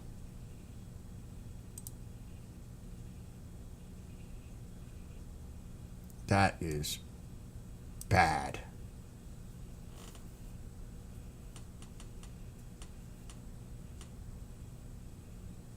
Bad.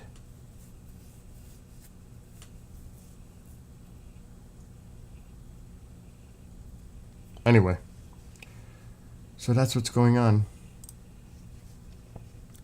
Now I'm going to take a break. I'll be back later on tonight.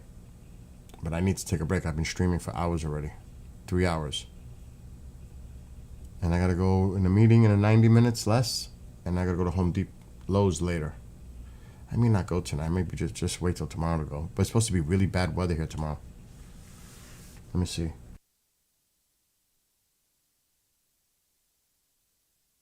There will be thunderstorms, with a high of 63 degrees Fahrenheit and a low of 54 degrees. Thunderstorms. Oh, what is going on? Stop.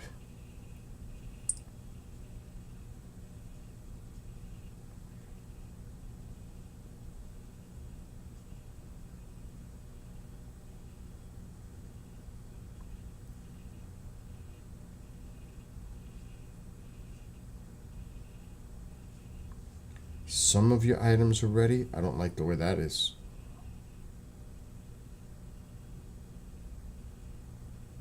Items in your order are out of stock, but there are options you can explore.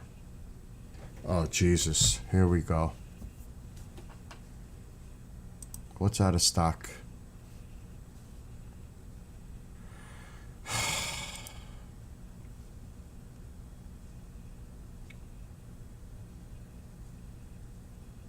Out of stock. The nipple pipes, which is what I need.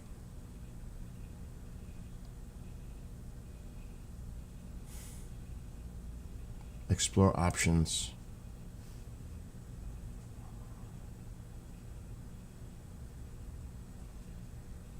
Explore other options.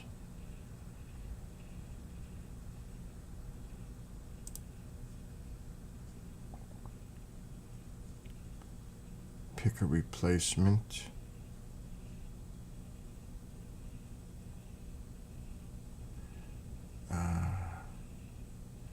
Pick a replacement.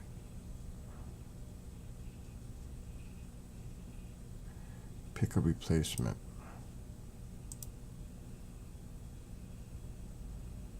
Okay.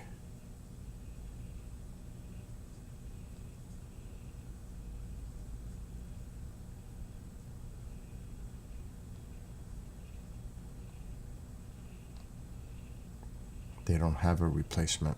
It is something else.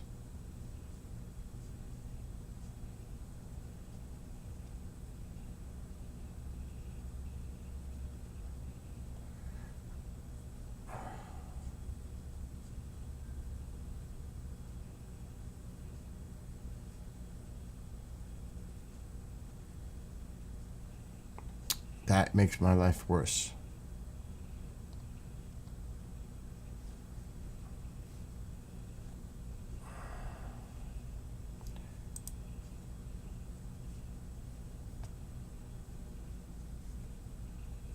I'll cancel that one.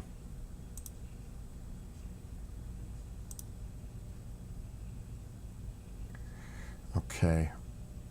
Now I gotta go to Home Depot to buy another pipe nipple thing. I can't believe this is happening. What's going on with stuff being out of stock?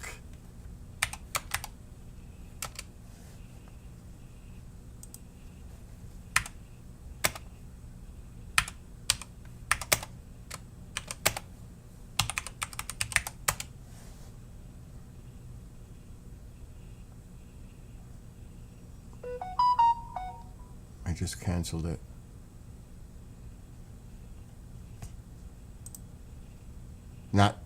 They only had one.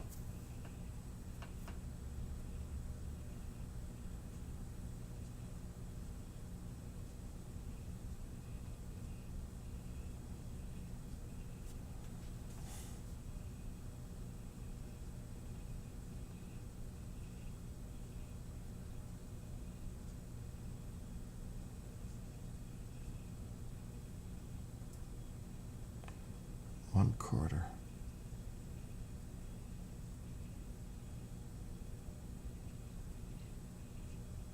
Okay, here's one. Add to cart. In Home Depot.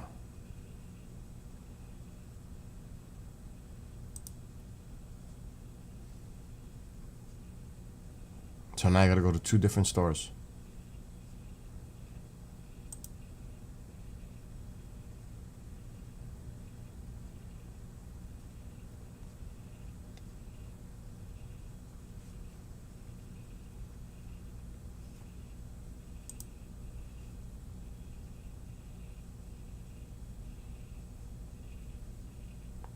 Remove.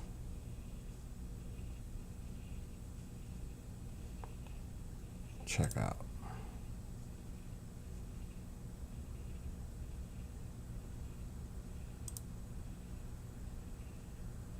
I hate that. This is such a hassle.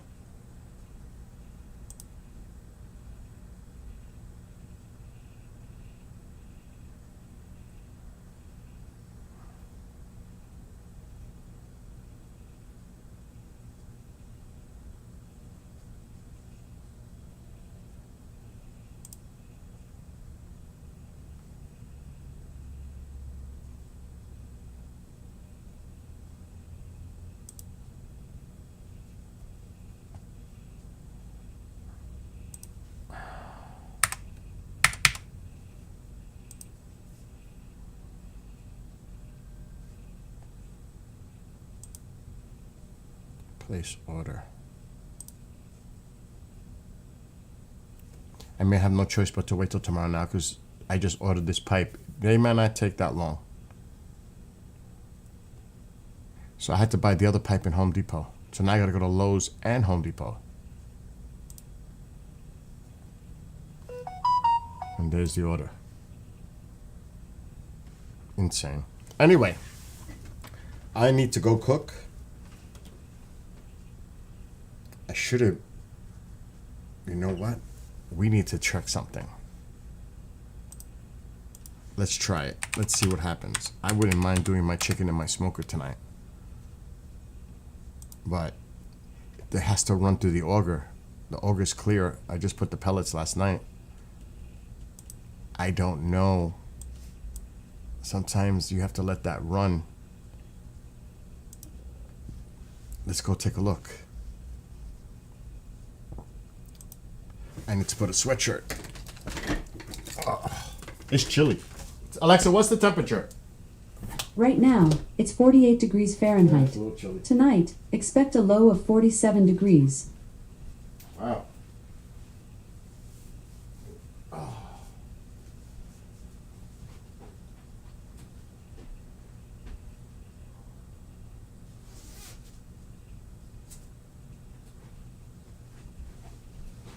I'll go to Lowe's in the morning.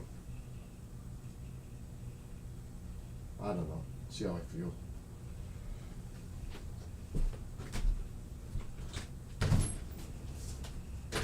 Oh, it's locked.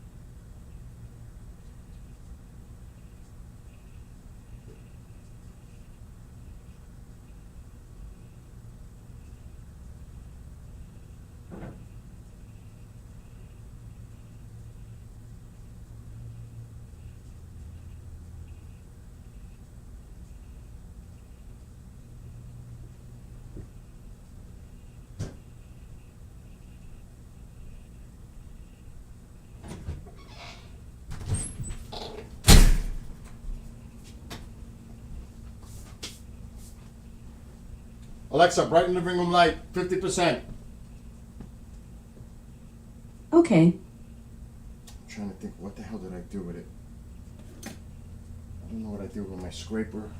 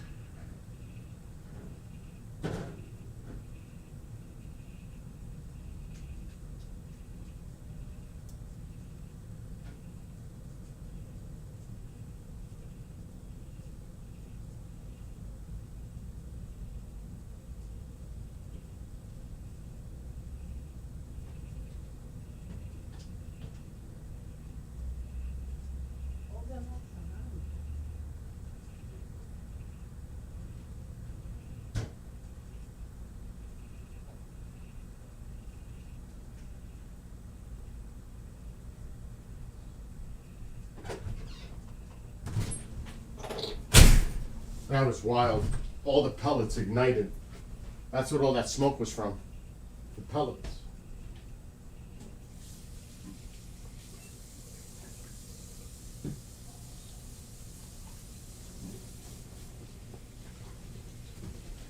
I was like, fire!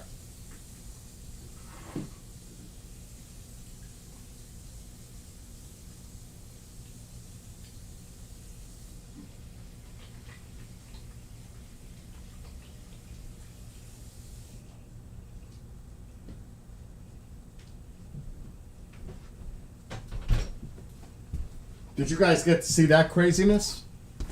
Did you see that? That was wild. It's because all the pellets were in the burner and they all ignited because the auger was cleaned out and it filled the pit.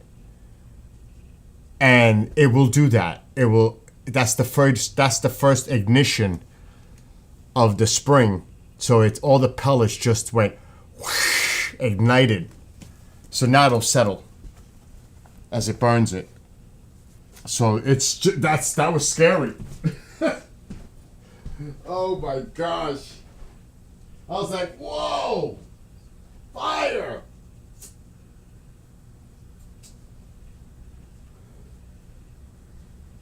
Once it retains the temperature, it'll be fine. Oh yeah, she's calmed down a lot.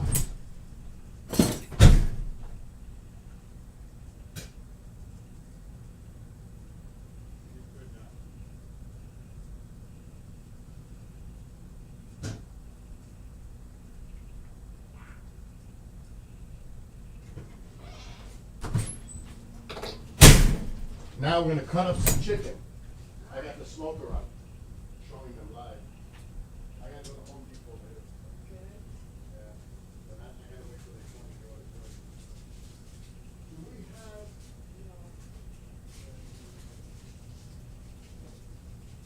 Curiroriro, Piriro. Look at the baby. The baby died for me.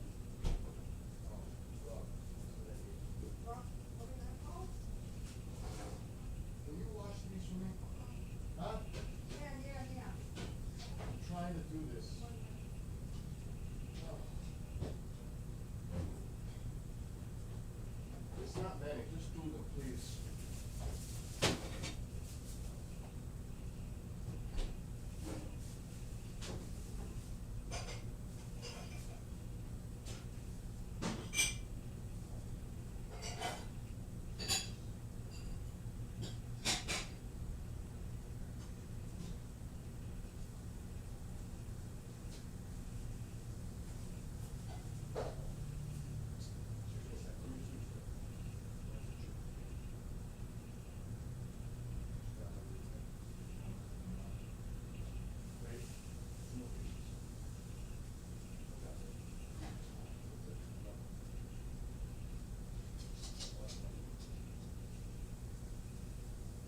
A lot of tornadoes down south.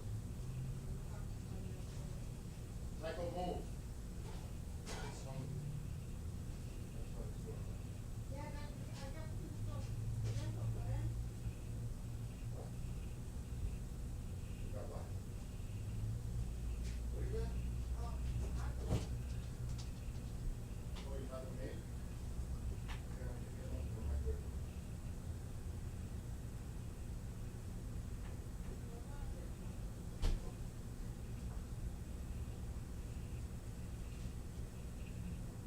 Yeah, I came up with a better idea. I don't like the idea I have it. Like, my friend who's an engineer helped me come up with an idea. So where I put the camera to film, I can show you, but you can't appreciate it. Yeah, sure. It's not gonna work.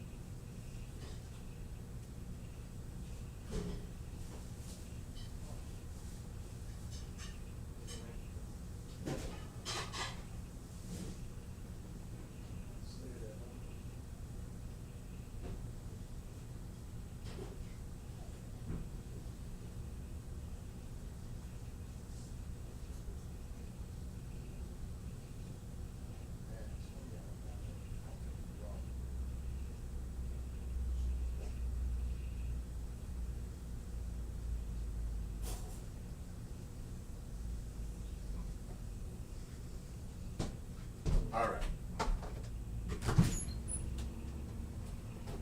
Oh yeah, it's running good now.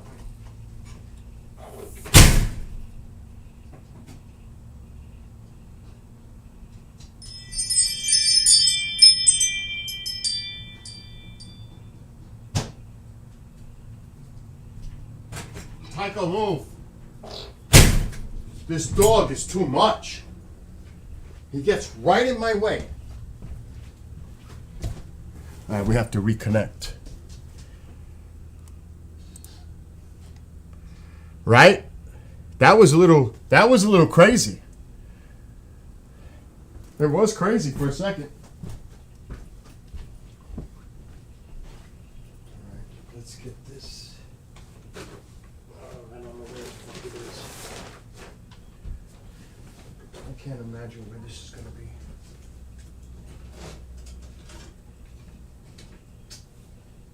Oh man.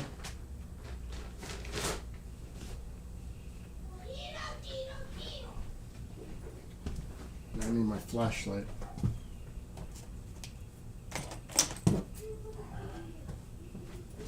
Or did I put it up on the top?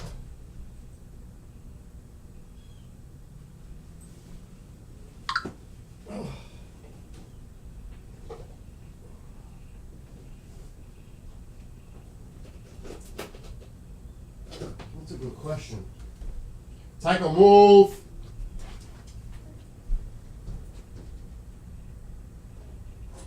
Where is it? Where's the fucking butcher paper?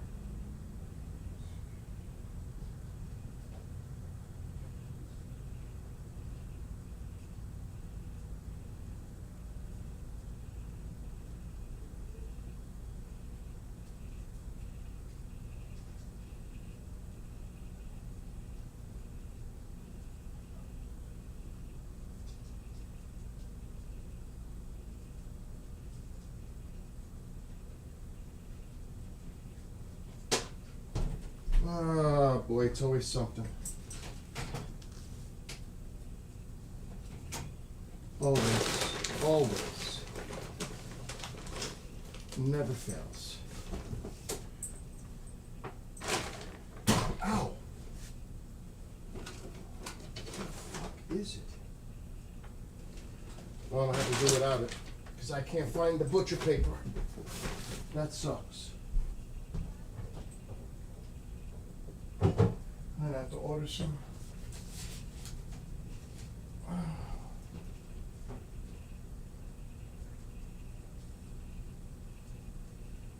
Oh, I found it. Thank God.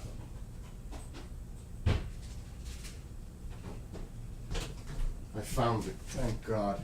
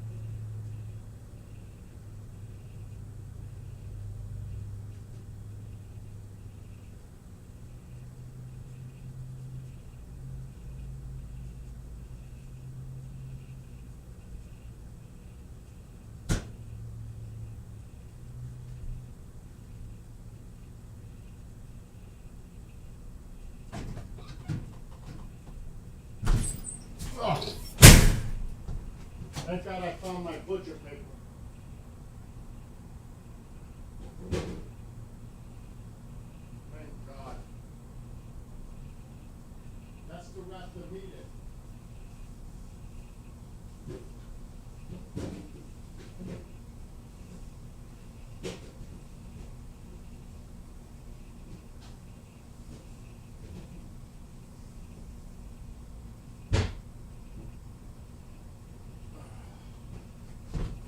Is he with you? Good. Because I'm running in and out. Let's see if I'm still streaming. Probably not. Oh, yeah. All right. Let's finish that up outside. And then I am done.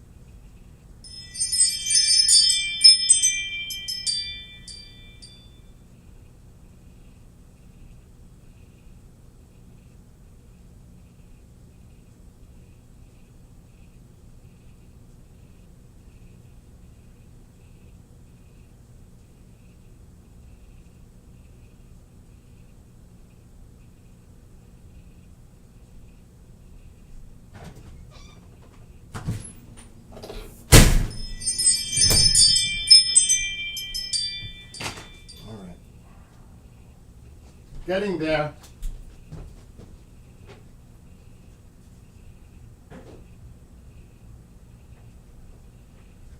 Oh, that's always fun. At least I'm actually doing it sooner than I thought I was going to do it. Reconnect. Reconnect.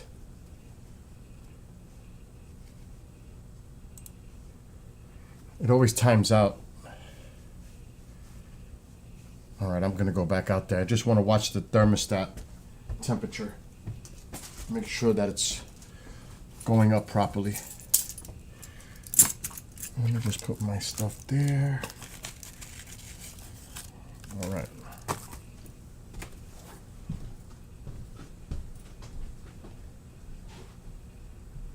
Okay.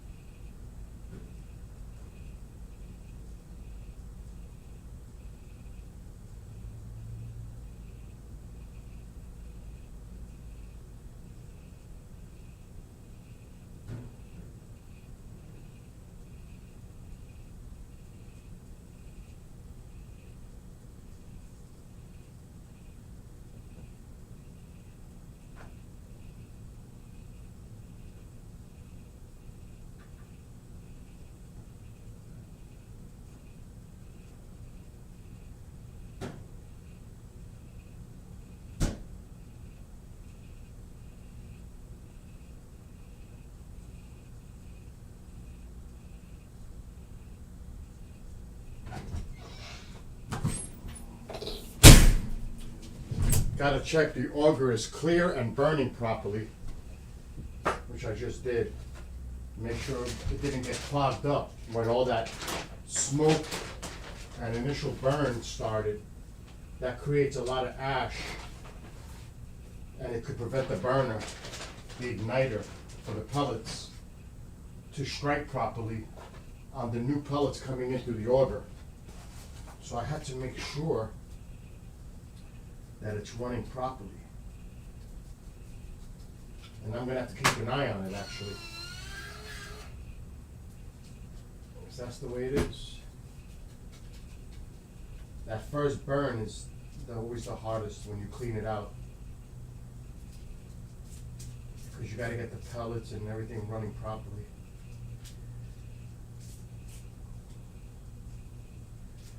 Because the heat is not going up as I anticipated it. It's hitting 160. I just raised it up. Let's see if it makes a little difference. It looks like it's running right. I never had an issue.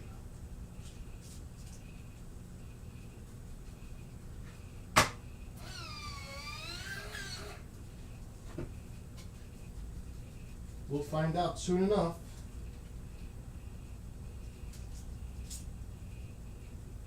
Every time I open that up, the temperature drops, obviously, as the heat escapes. Are we still going? Yeah, we're still going.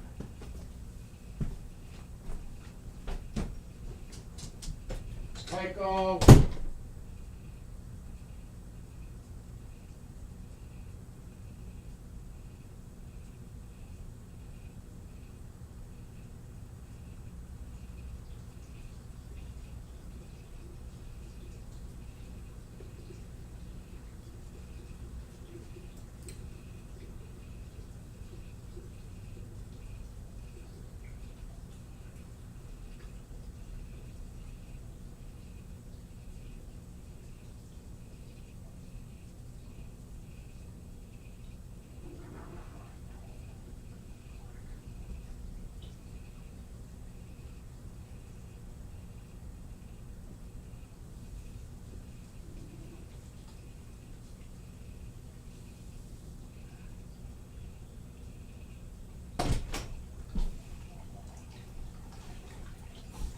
What, 5:17 already? Oh my God.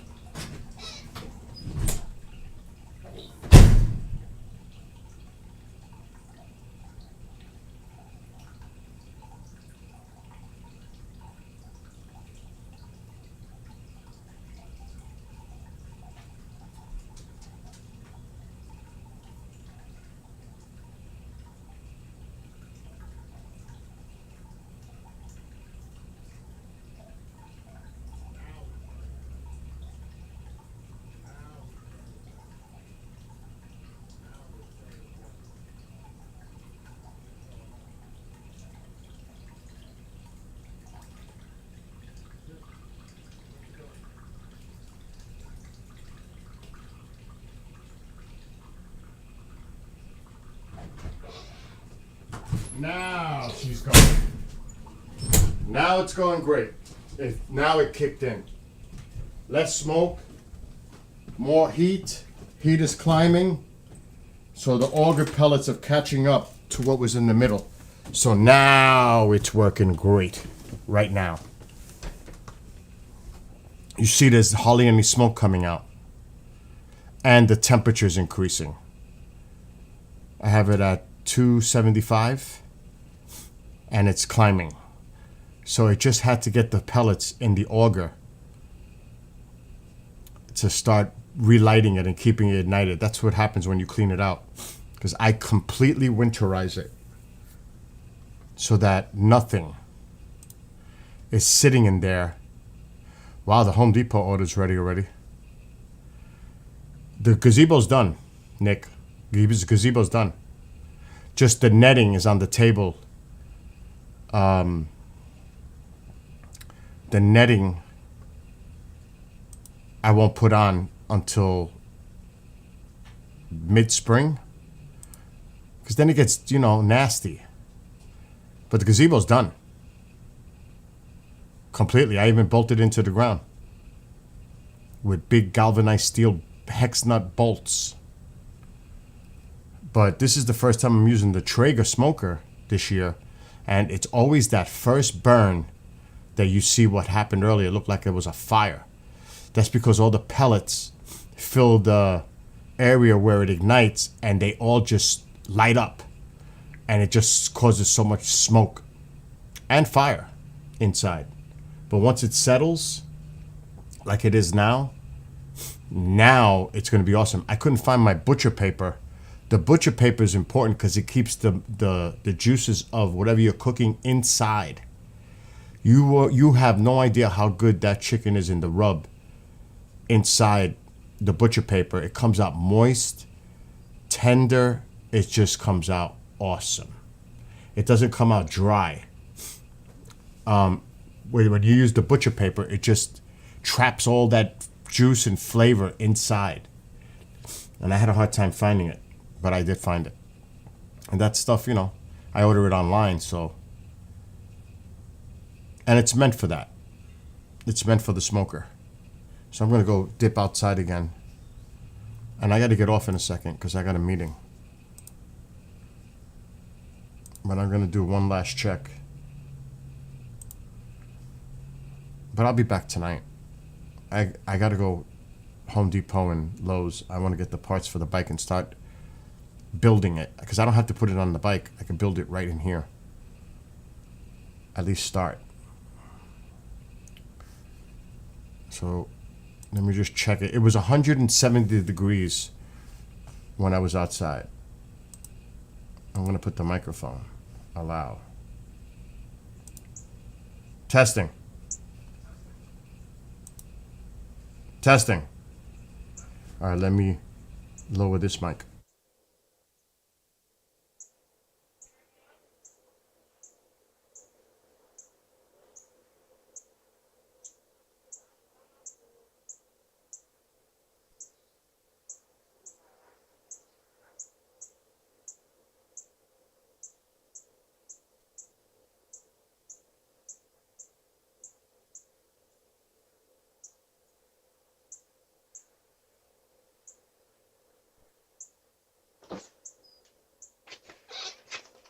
Yeah, there's no smoke. Oh, yeah. At 220.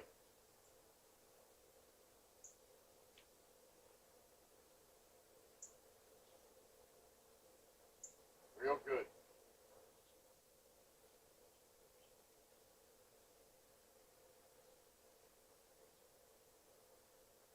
it's still climbing, so I'm going to put it down. I'm going to put it to 275. It's at 223 and climbing. 225, 226. It's working great. No smoke. And I don't want to open it because it releases all the heat.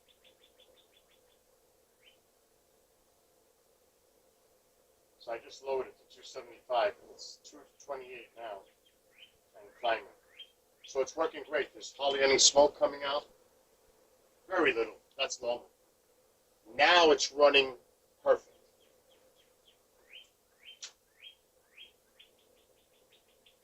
$230. We're good. So now I leave this alone.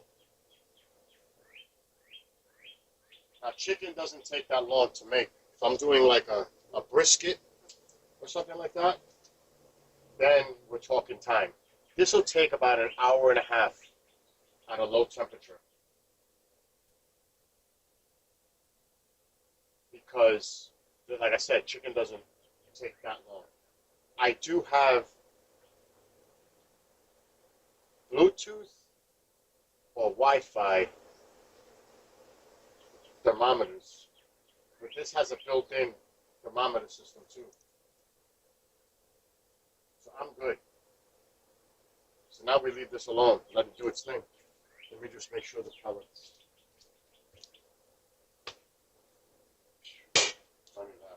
And I got hickory in there.